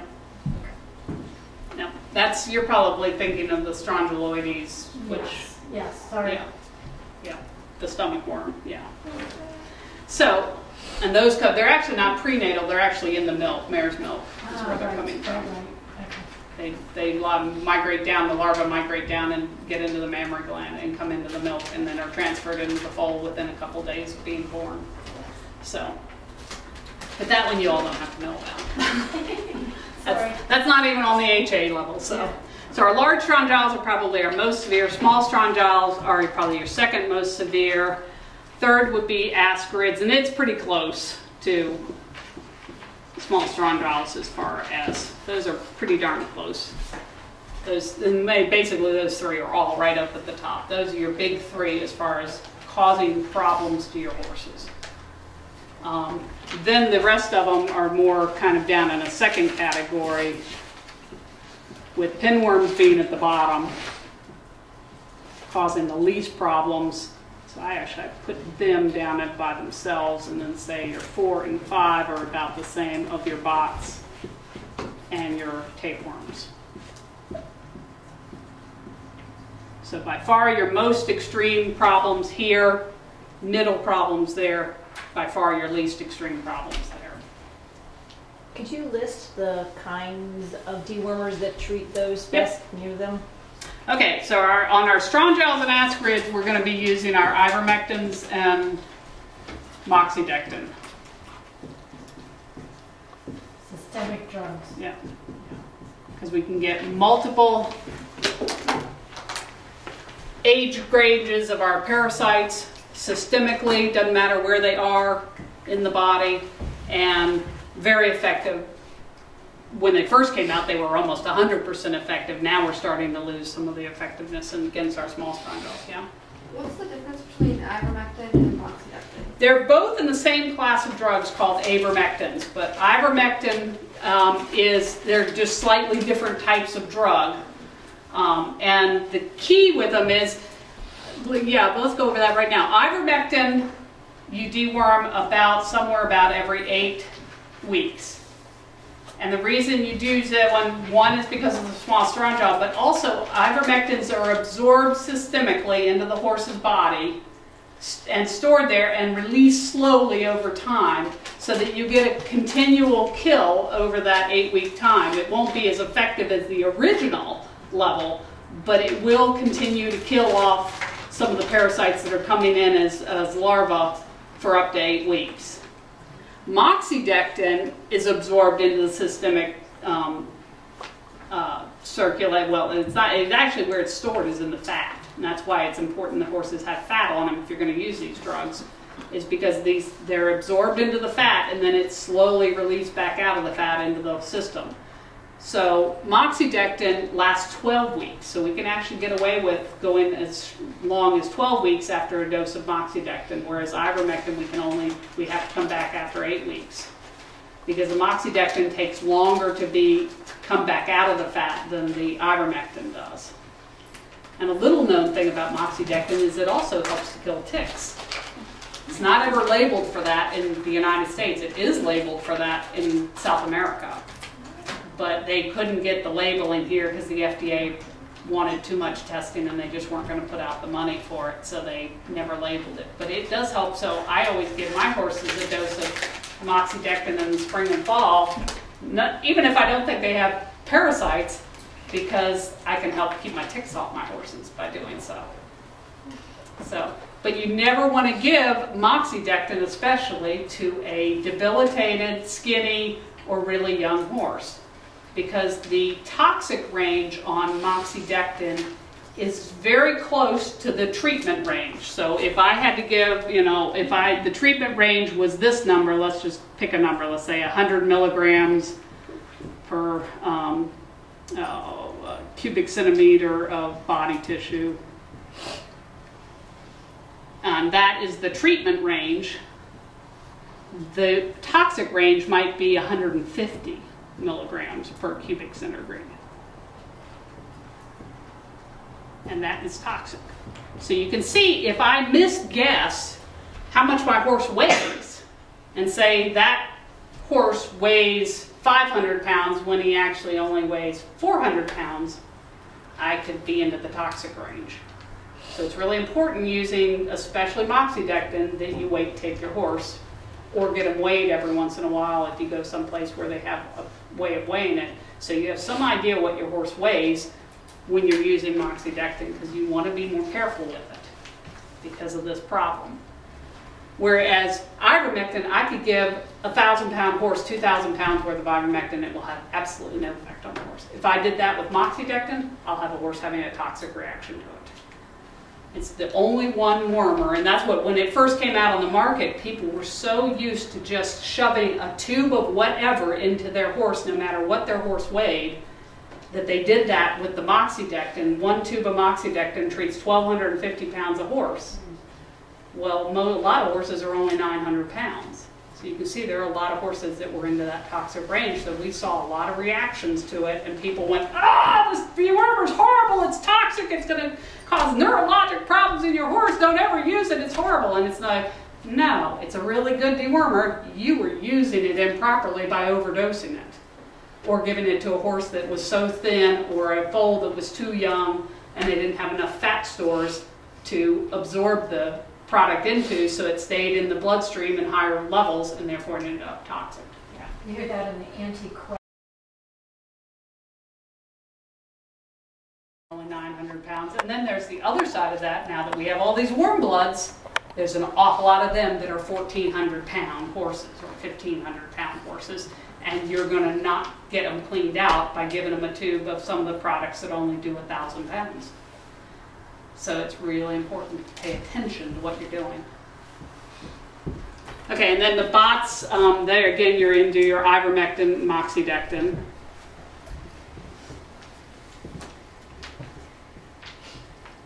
None of the other things will do that. This one is going to be either into your Strongid or your praziquantel. And praziquantel, as I told you, is always mixed with something else. There is no straight praziquantel available. So it's either going to be mixed with ivermectin or moxidectin.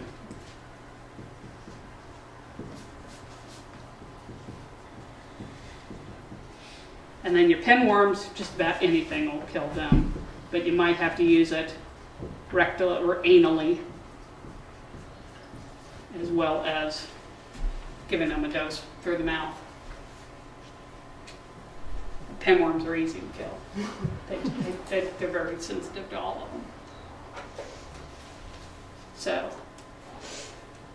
say you have a low shedder and you don't have any other visible problems, what's your ideal deworming schedule? I deworm them twice a year. Once a year I use ivermectin with or without praziquantel, depending on whether I think I've got a lot of problems with tapeworms. And then I use once a year, I use Quest Plus.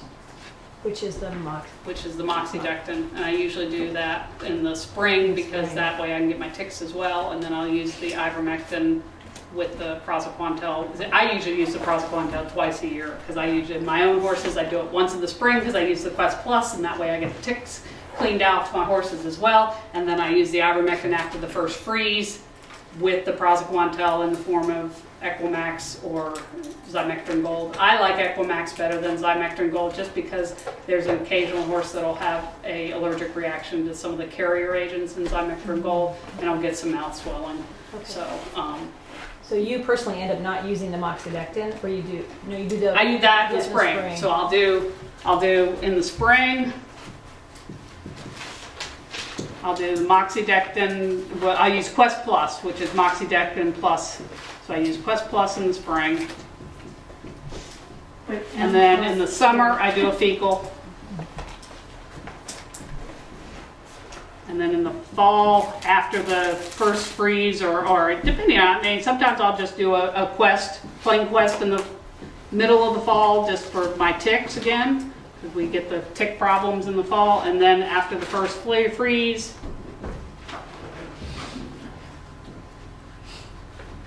then I will hit them with, I do use, as I said, I use Equimax. Is my preferred ivermectin plus. Okay, great. And that's what I do. And then I also do another fecal in the middle of the winter. Yeah, so I'll do, like in January, I'll do a fecal.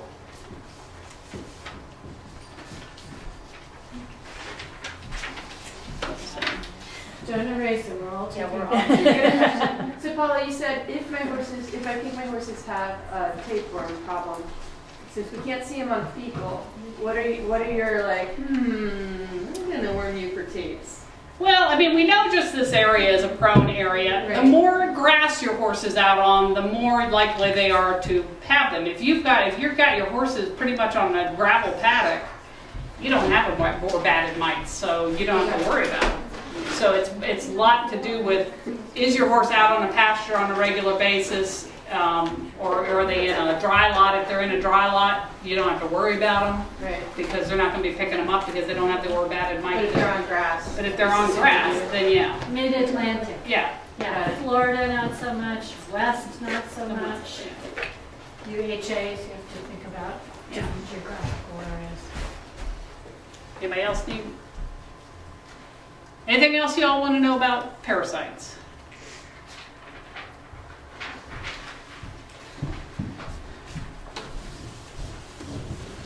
Well, let's talk a little bit about nutrition then. You want to take a little break? Yeah, let's take a break. That's a great idea. We'll start out with, one of the things that C2s have to understand is about feed labels. Anybody tell me, why are feed labels important to look at? Yeah? They tell you what you're actually feeding your horse. Right.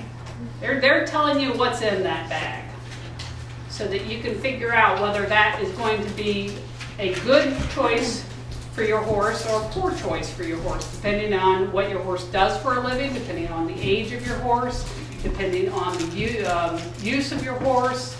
All of these things, whether your horse is recovering from any kind of a problem, whether it has any kind of chronic problems, we have feeds that are made for all of these different things So we want to make sure we choose the feed that is best suited for that particular horse and that particular time of its life and job and all of that.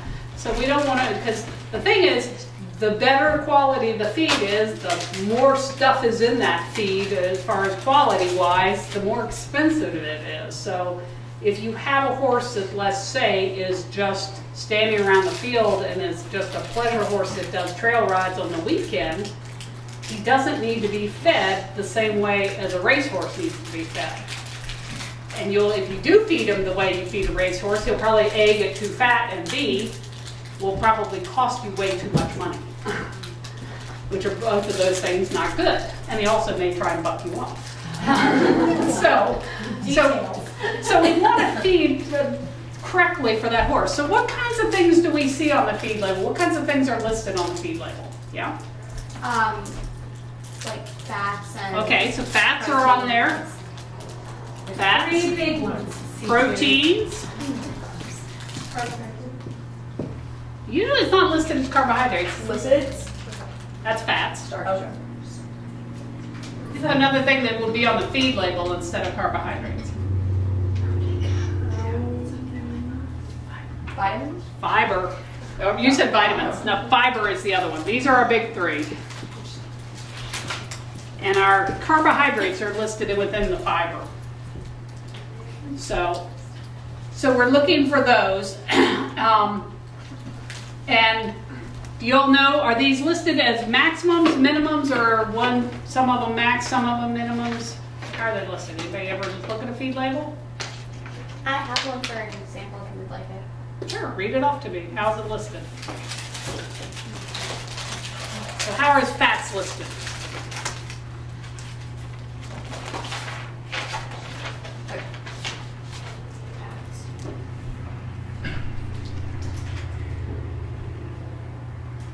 Should say MIN or MAX right after it. Yeah, Okay. right there. So how are fats listed? Crude protein. Okay, protein is listed as a minimum or a max? Minimum. A min. So it's listed as the minimum amount. How's fat listed? The crude fat is a minimum. Minimum. And what about fiber? Max. Maximum.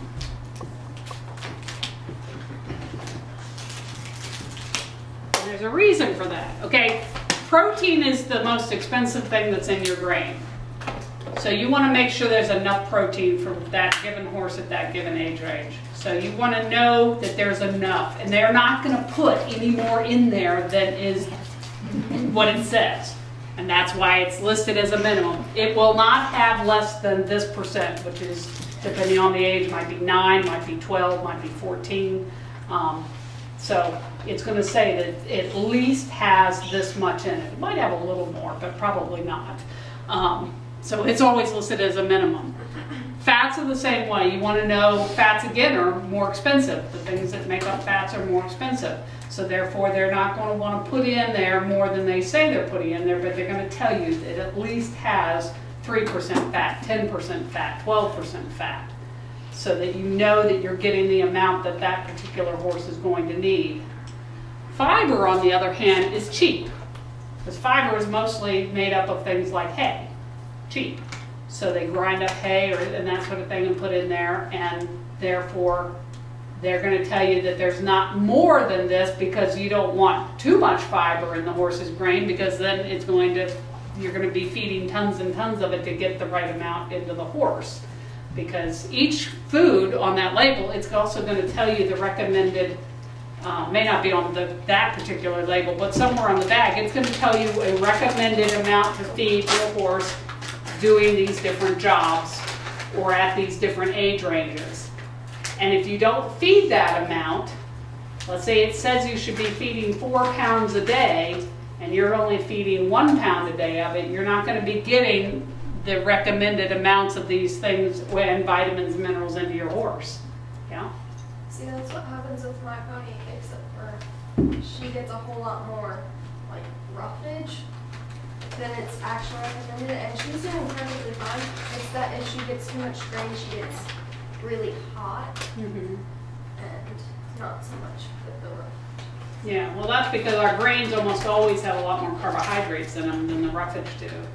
Because the fibers in grains are usually more in into the starch and sugar categories, whereas the fiber in the roughage that's in hay and that sort of thing is usually more in the less digestible forms like lignin and that sort of thing. So that's why they get hot on the grains, because there's a lot more sugar and starch in grains by the nature of being grains or concentrated feeds.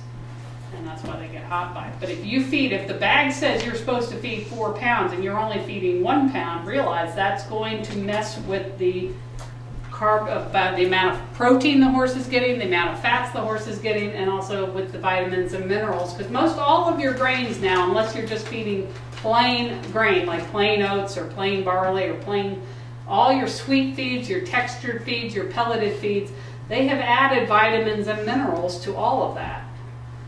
And they are expecting that if you are going to feed that grain, you're going to feed that amount of grain, and then the horse will get the amount of vitamin and mineral that it should get every day. But if you're feeding less than that, you're going to be shortchanging your horse's vitamin and mineral content as well as their protein and fat content. So you got to realize that. So that's another reason why you need to pick the correct grain for your horse. If he doesn't need a lot of calories, you may use something like what's called a ration balancer. That's a grain that has primarily protein and vitamins and minerals and very little fiber in it. And the reason they are made that way is so that you can feed 1 pound of that food. It won't make your horse get fat, but it will give them all the protein and all of the vitamins and minerals. So you may see ration balancers that have protein levels of like 30 to 35%. And everybody goes, oh my God, my horse doesn't need 35%. Well, yeah, but you're not getting that much of it because it's 35%, but it's only meant to be fed 1 pound a day to a whole, 1,000-pound horse. Yeah. As opposed to 3/4 or 10%. Yeah. Yeah. So that, you may be feeding 5 pounds or 10 pounds of your 10% protein feed. You're only feeding 1 pound of the ration balancer. So this is why it's really important to talk to the people at your feed store and tell them what you've got, or go online. They have things now online. I went to the one on Neutrino. I was looking for something on Neutrino the other day. They have a whole thing in there. They ask you like 30 questions about your horse, and then they tell you at the end how much of what grain you should be feeding it. And it's really wonderful. So there's people out there that can help you figure all this out. What else is on that label? Because there's other stuff that's on that label. There is iron. Iron. So we might have minerals. So iron is one of them. So we might have iron. Calcium probably on there too. Yes. And probably phosphorus, maybe? Yeah. Potassium, zinc, magnesium. Yeah. So different types of minerals often are on there. And they're usually the ones that horses need. There's 2 classes of minerals. There's macro minerals or major minerals. So macro, this is getting into HA type stuff. And we have micro. So macro minerals are the ones we need lots of in a horse's diet. Micro minerals are the ones we need little bits of. They're also known as trace minerals. Have you ever heard of trace mineral salt blocks? Those are the trace minerals, or the micro minerals, the things we need little bits of. But on your feed tag, oftentimes they'll tell you about some of the major minerals, because these are the ones that are really important to make sure that our horse is getting sufficient quantities of. So if there's one that's kind of a regional one, HBs and HAs, you might, HAs for sure, but HBs, selenium? Yeah. Won't they? Yeah, some areas in this country are selenium deficient. In other words, we have to add selenium to our horse's diet. Other areas of the country, like out in the Rocky Mountains, they are toxic levels of selenium in some of the plants that grow out there. So they may need to feed less selenium because of the fact that the horses may be getting it out of things they're eating out in the pasture. So you have to know what area of the country you're in. We're in kind of a moderate selenium area. We need to add a little bit to our horse's diet, but not to them, some of the areas that are really deficient, that you have to add a lot more to your horse's diet. Again, these are things that you're talking to a nutritionist or talking to your veterinarian or talking to the people at the feed store. They would know these things and be able to help you decide. But so you're going to see your minerals. What else is on that tag?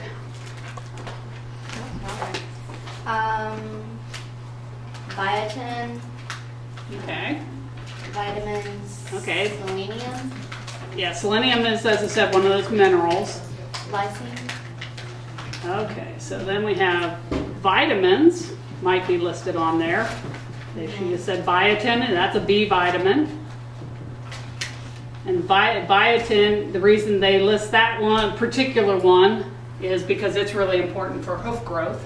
So a lot of people want to make sure that there's, that makes the feed better for horses, that if they're having problems growing good quality foot, you're going to want to make sure they have biotin in their diet. So some of the tags might have vitamin A listed on it, some of them might have vitamin D listed on it. Yeah. Does biotin also affect hair growth? Yeah, because it affects anything that's I've keratin seen, in. like, human shampoos that are like biotin collagen. Yeah. They probably don't do that much on Yeah. human because you're smearing it on the outside. But, it makes for sounding really good. Yeah. When Triple Crown or Southern States sell their feed, do they package it regionally for what you need in your area? Mm-hmm. Okay. All Yes, they feed do. all major food companies do. And they have regional mills Yeah. so that they can test the products that they're buying out of the fields and bringing them into the mills, because you Yeah. will have regional differences. So, and I know this because I grew up in California, and the first move I made with my upper level event horses was to New England, which is a very different regional base, and I really had to do a quick study on the nutritional deficiencies and the things that we needed to adjust to feed our California horses. And then we moved down here to the mid-Atlantic. So the regional feed companies do modify. So the grain that you bring with you from someplace else will only be your changeover grain. Yeah. And plus, the other thing that changes so dramatically across the United States is the type and quality of hay you're feeding. And whether there's pasture or not out, in Colorado, in California, there's a lot of horses that live on dry paddocks that never see a blade of grass. Right, and forever. Yeah, and then, but they might feed alfalfa hay 365 days a year, which around here, nobody would do. So yeah, it's very different in how they're fed in different areas of the country and what things they need to have. So the grain companies definitely are all very attuned to that.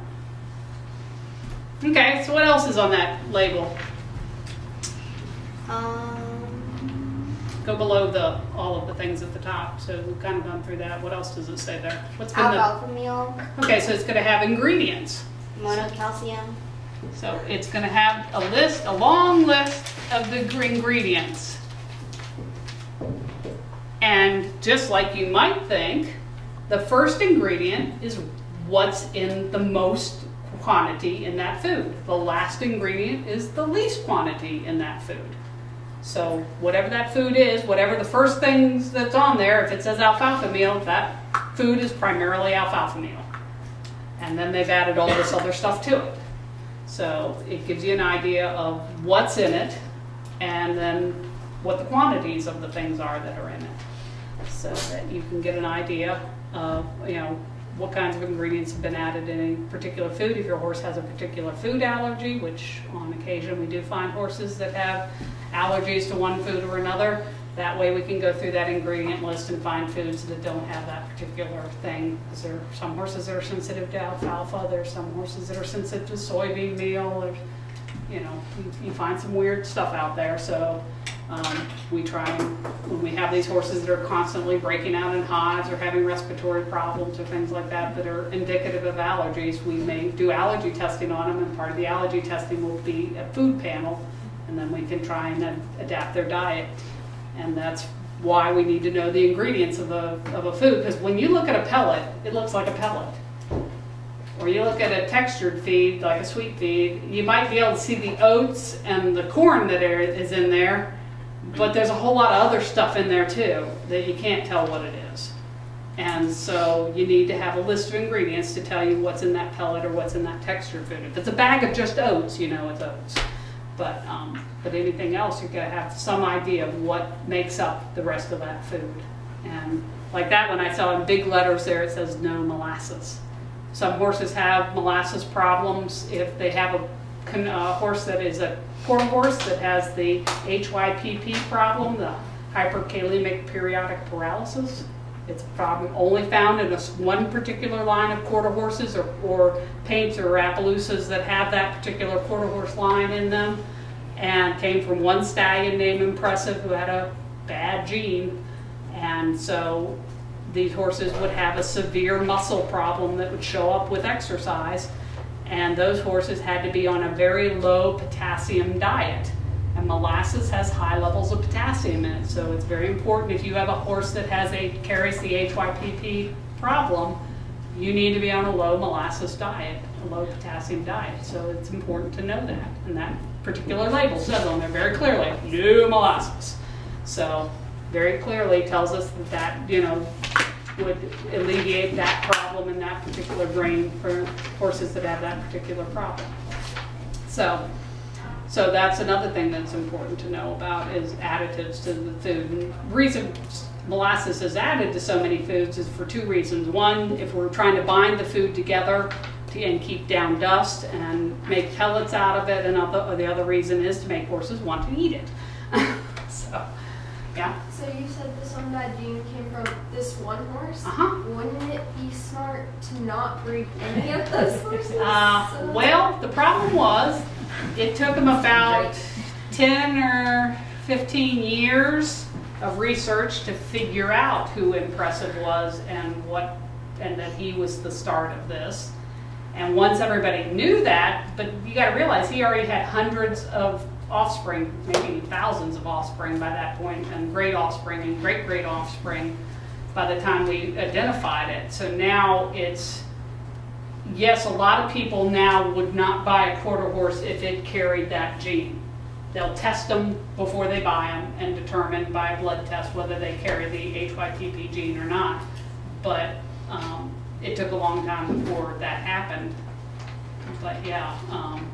He was a successful stallion. Yeah, you got to realize these horses are, some of these horses are worth millions of dollars, and to suddenly, I mean, it took even the researchers in the veterinary community had to go to the American Quarter Horse Association and get everything lined up and all that before they made the announcement of who the stallion was. Because it was like an atom bomb going off in the quarter horse industry. Because this was the most popular stallion for the halter quarter horse showing population.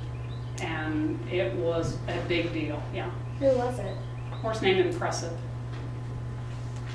But there have been other things like this that have been, the Passifinos and Arabians have genetics that make the horses develop the degenerative suspensory disease. You've ever seen the horses whose hind legs, their fetlocks drop way down and they get really lame and their hocks almost get straight and all that? Well, it's a genetic problem as well, and it was found to be in a certain line of Arabian horses out in, this is back out in the late 70s, early 80s out in Arizona, and some of the most popular stallions and all that had these genetics in them. And at that time, there was an awful lot of organized crime money in Arabian horses.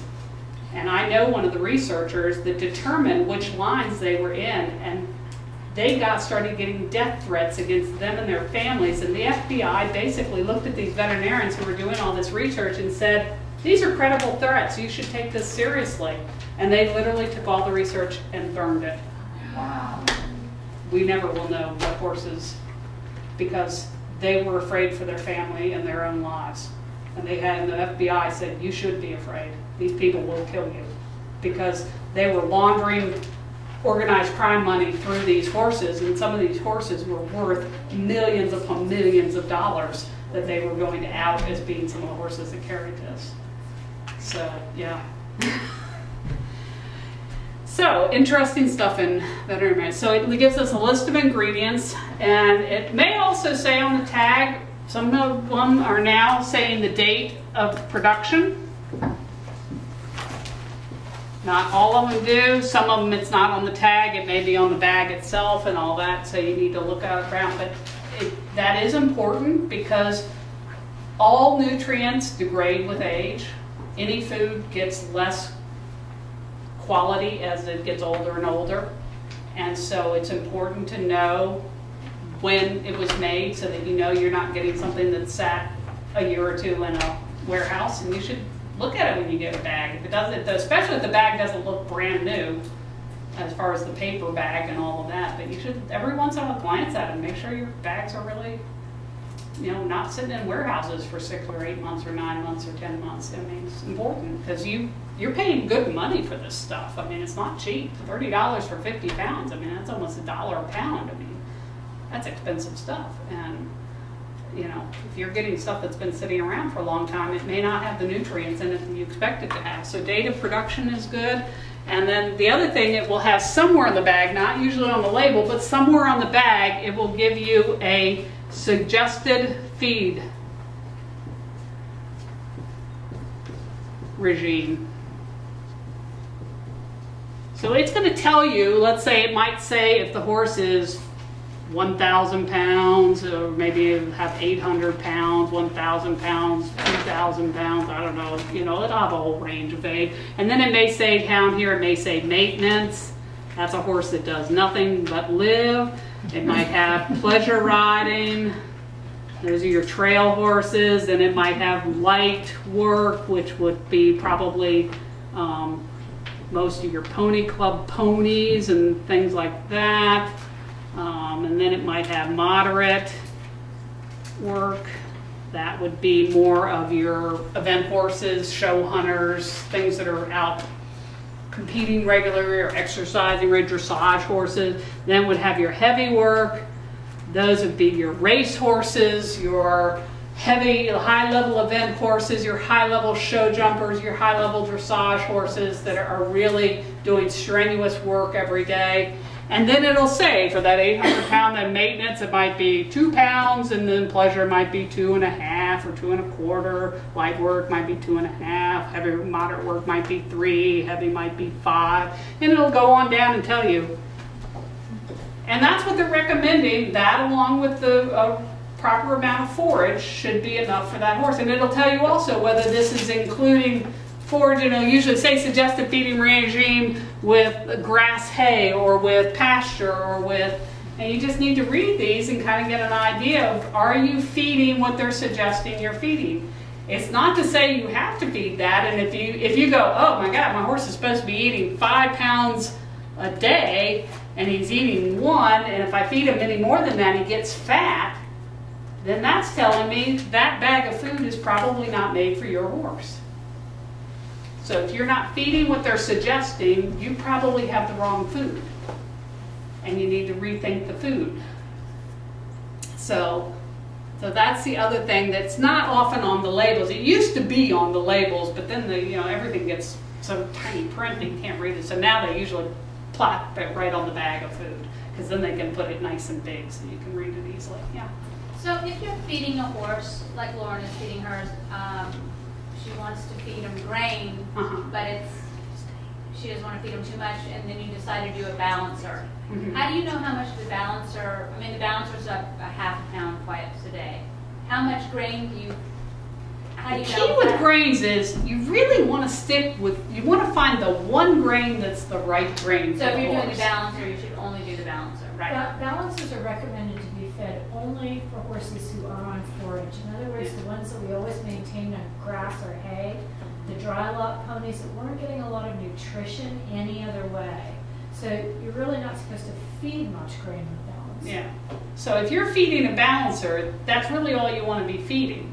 If a balancer's not enough because he's not maintaining weight on the balancer plus the hay, then you need to find maybe a low starch food. It's going to give you a little more starches and sugars, a little more calories per pound, but not a great deal more.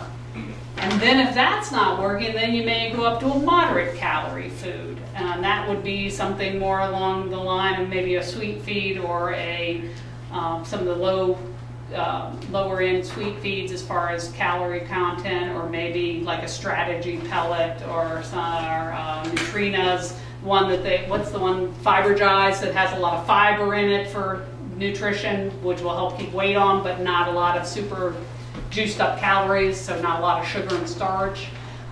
So they, you know, again, there's foods out there that you can find that'll be so you can feed the amount you want to feed and it's the proper amount, but you just have to spend a little time and look at them to figure out whether what you're feeding really is what they need. And you can feed just about anybody if all he needs is 2 handfuls to get him in the barn so that you can catch him twice a day. You can feed 2 handfuls of anything. That doesn't really matter. But then you're going to need to have them on really good quality hay, because then they're not going to be getting as much minerals and vitamins from that 2 handfuls. Yeah. So I haven't heard of many people actually doing this, but I've read in the, it says so in the Pony Club manual, that if you've got a horse that's maybe an easy keeper and you're just trying to maintain, do horses necessarily even need grain? Not grain, they need mineral content, because our hays are and grasses in this area, even back in the 1930s, there was a government study that showed that our grass and hays were mineral poor in a lot of areas.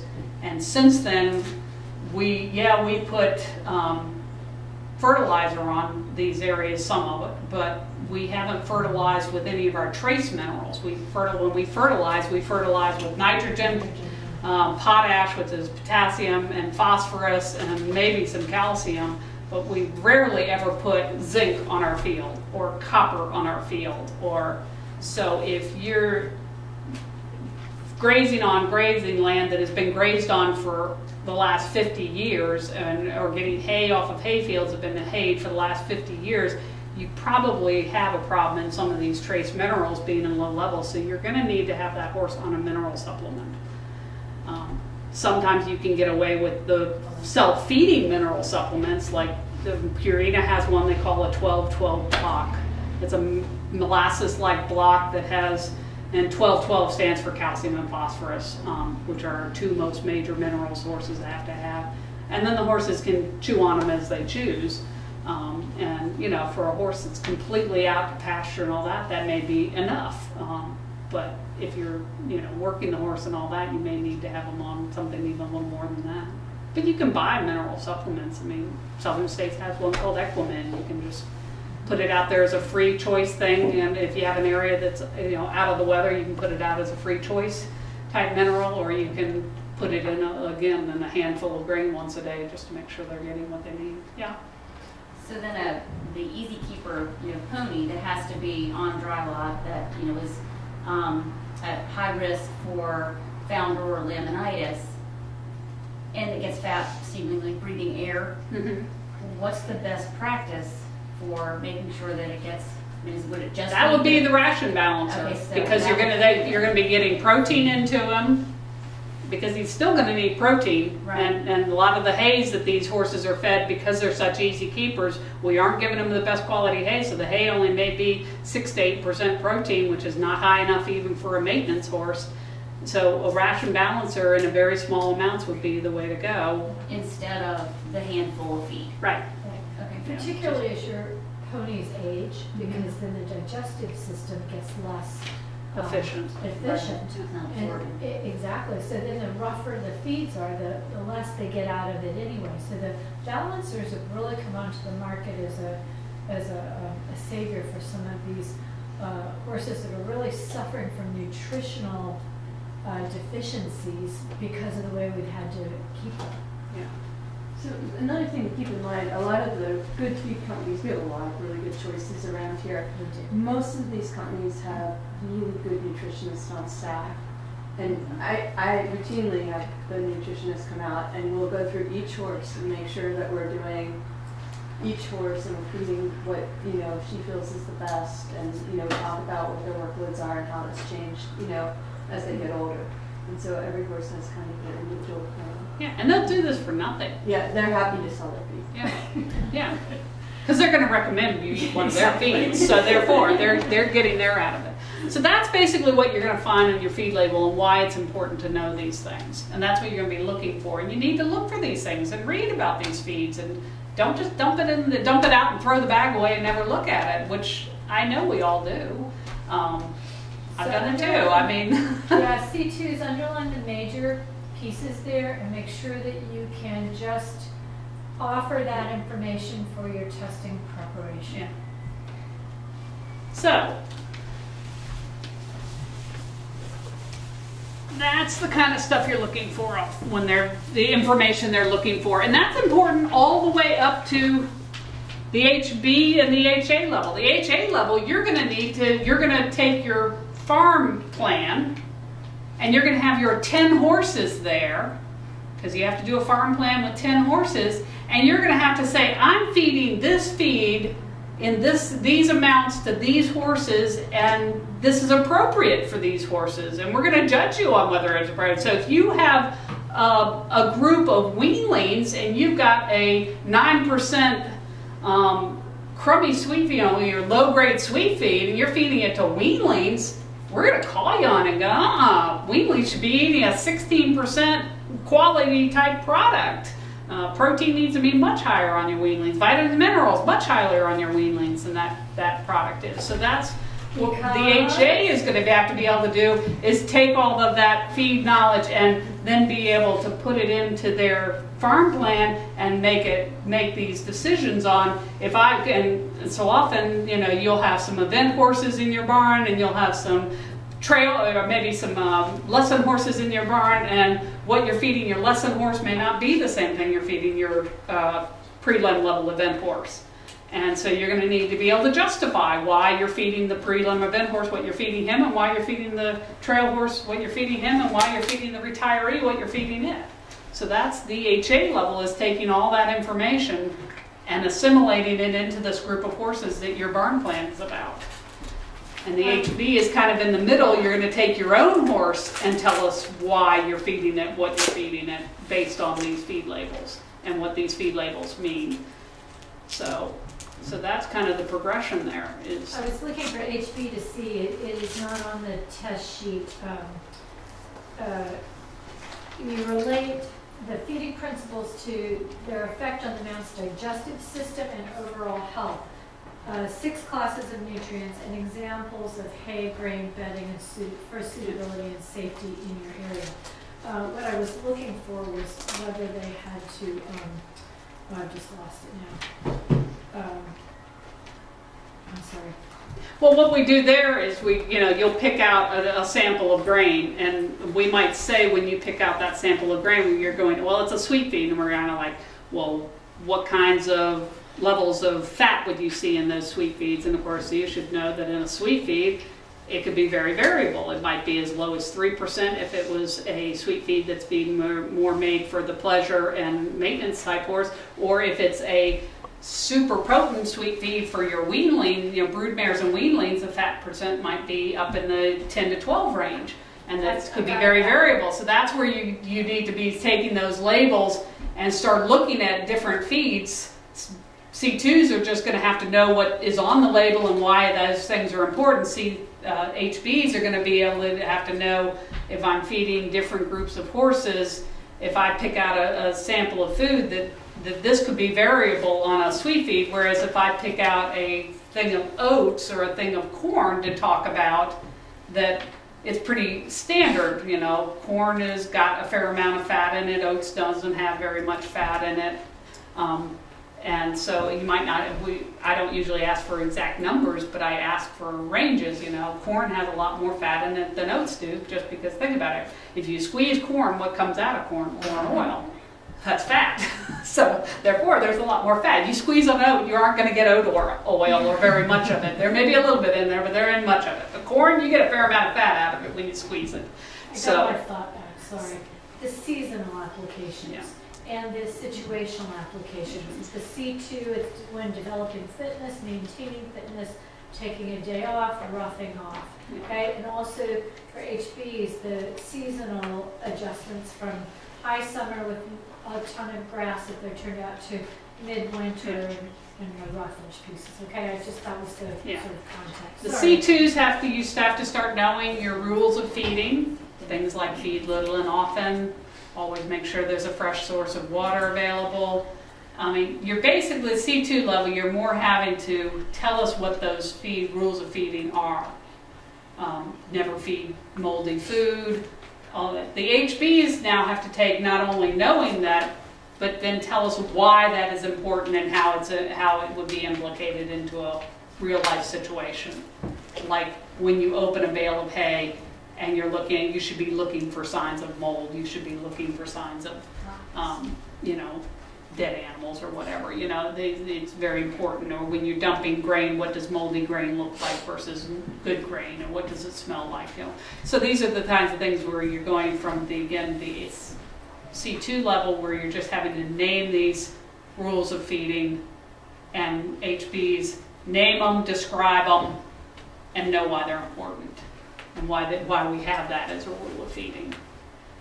And the HA, again, that it's kind of, you're beyond the rules of feeding at that point. You're into coming up with plans of horses, but again, in your farm plan, you're going to have a daily schedule of what you're doing. And again, if we're seeing you're dumping 12 pounds of food into your horse's bucket twice a day, we're going to go, doesn't work. Remember, little and often. If he needs to eat 12 pounds of food a day, he might need to eat 4 times a day. So that's where you're going to be applying that rule of feeding into your schedule in that day, or that sort of thing. So that's where your HA is going to come in. We have 10 more minutes. Okay. I'm going to just jump in here. I'm going to ask you to do one thing, each and every one of you, as you go out the door, and let us thank Tri-County for hosting us today, please. We really want to do our due diligence, and when people are offering us great facilities and supporting Pony Club, we want to let them know as a presence that we appreciate it. And then I'm going to ask each and every one of you who are potentially taking some kind of an exam to ask a question. Any kind of a question. That would be lovely. If we could just finish off with each of you asking a question. Anything we've discussed today or anything else? Anything you have a question about? Somebody be bold. Yeah? Do you have any specific way to just a little quick trick to remember barrier tools? Barrier tools. Not really a quick trick. But I will tell you on things like hoof nippers and hoof shoe pullers, there's a difference at the end of the shoe, of the thing, because they both have the claw-like thing at the end with the sharp, and then they have these, handles, and then they come back here. Nippers bend out, and shoe pullers have a ball at the end.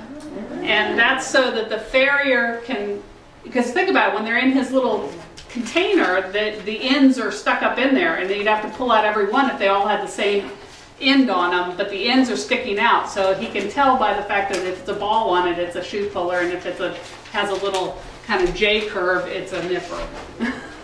But so as far as names, no, you just have to study them and learn. The farrier next month.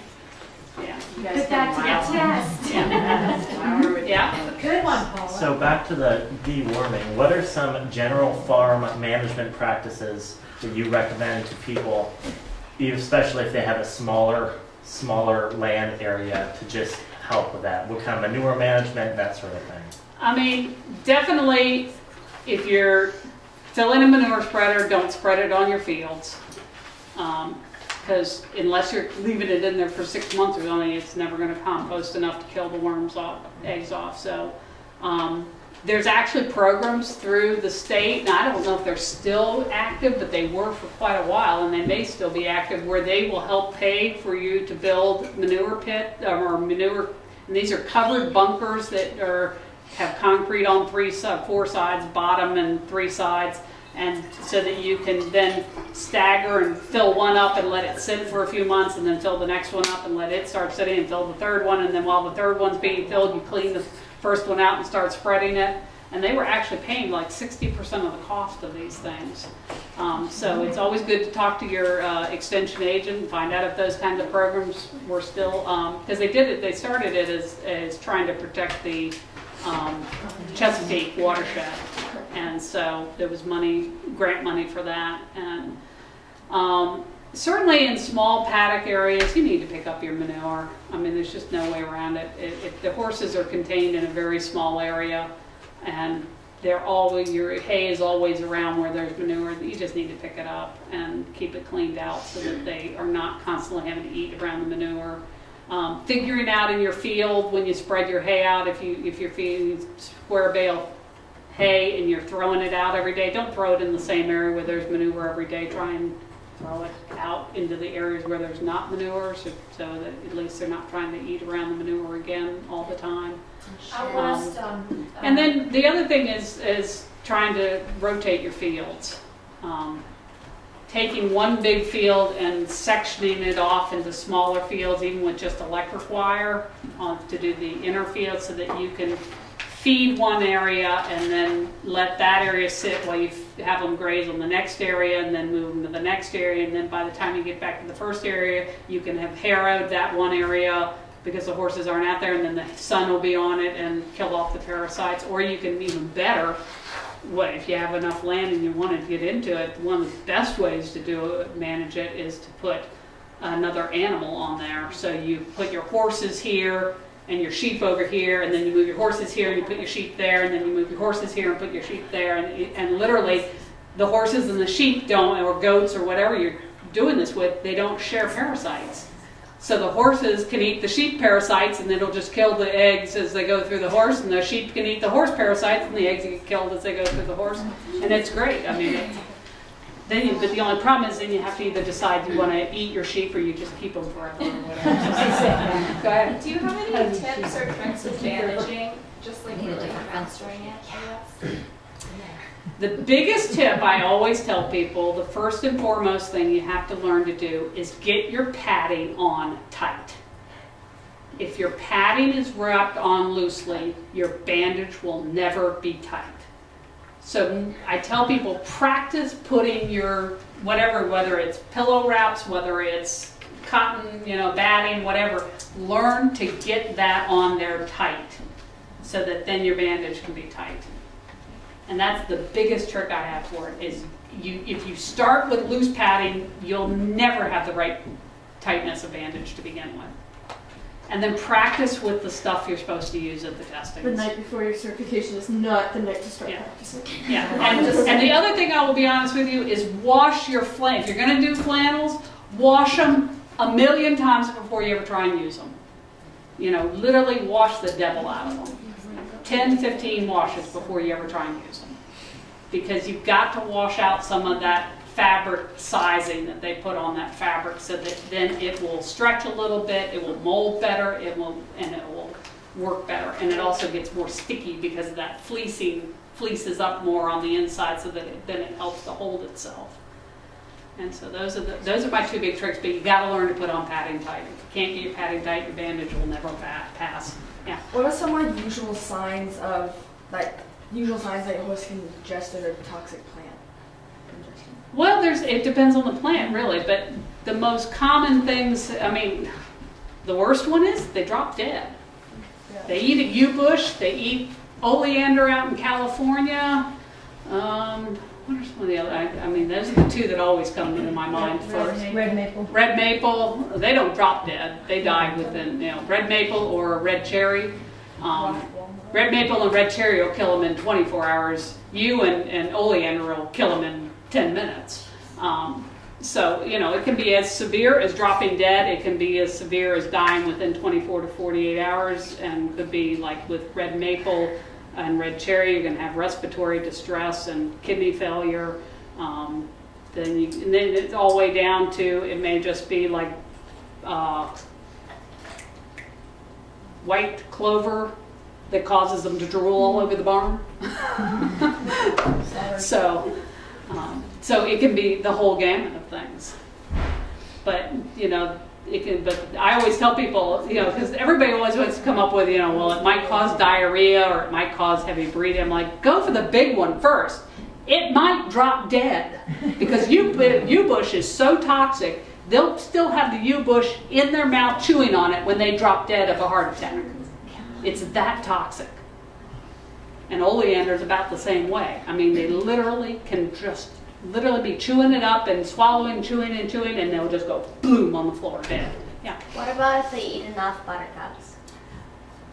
The key with buttercups is they rarely will eat them. Buttercups taste horrible, which is why when you drive around this area, you'll see beautiful fields of buttercups with horses in there.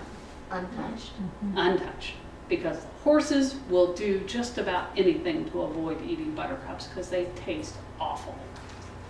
But yeah, it can start causing mouth irritation, ulcerations, and drooling, and then diarrhea and all that.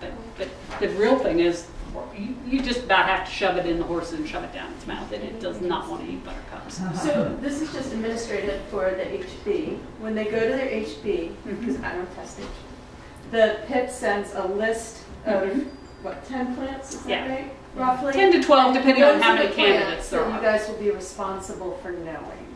So it's not like you have to like Google poisonous plants to horses and get this 1,000. You Well, don't I have to think know there's 1,000. Yeah, Mary, I think there's a list of 25 Is that what that's it is? nationwide, and Okay. then your examiner picks your 12 or 15, and you're responsible for those on the. Yeah, and it all depends. I mean, I've had as few for really small, it's like 6-person testings. I've done as few as like 8, and some of the big testings you're up to like 15. And how far out do they know those? I try and get them out 30 days in advance when I send that first letter out. Oh, so they'll know what areas to study? Yeah. Okay. As far as toxic plants, they'll know the plants that they're going to be responsible for. Yes. Thank you. And I think it's usually region related. Yes, it is, always. And that's one of the things you got to be careful about. If you end up testing your HB out of your area, they may not be the plants that you've been most used to. Like, I hate it when I go to Hawaii, because good Lord knows, I'm always calling up the regional supervisor going, okay, now what plants do you have out there again? And they can start naming them off, and then I'll make up all the stuff from them. But it's like, you know, Hawaii, totally different plants. You know, California, totally different plants. You don't find oleander on the East Coast at all. And yet, it's it's the big one out in California. You should definitely know that one in California, yeah. Would you be open to any of the pony clubbers maybe one day following you around your practice and? Sure, I've driven many a pony club around, and I've driven them crazy because we drive from one client to the next, going, okay, what's a horse's normal temperature? What's the temperature after he's been working for an hour? What's his heart rate going to be after he's been out there running on a cross country course? What's a Don't forget to call up when you're a sleepy day. Yeah. Yeah. So, yep, I can keep you answering questions all day long because you can see I can talk all day. But yeah, I'm more than happy, and most veterinarians are more than happy. But you have to, it's not all of them that don't do pony club or weren't in pony club may not know what you need to know. So you may have to kind of ask them the questions.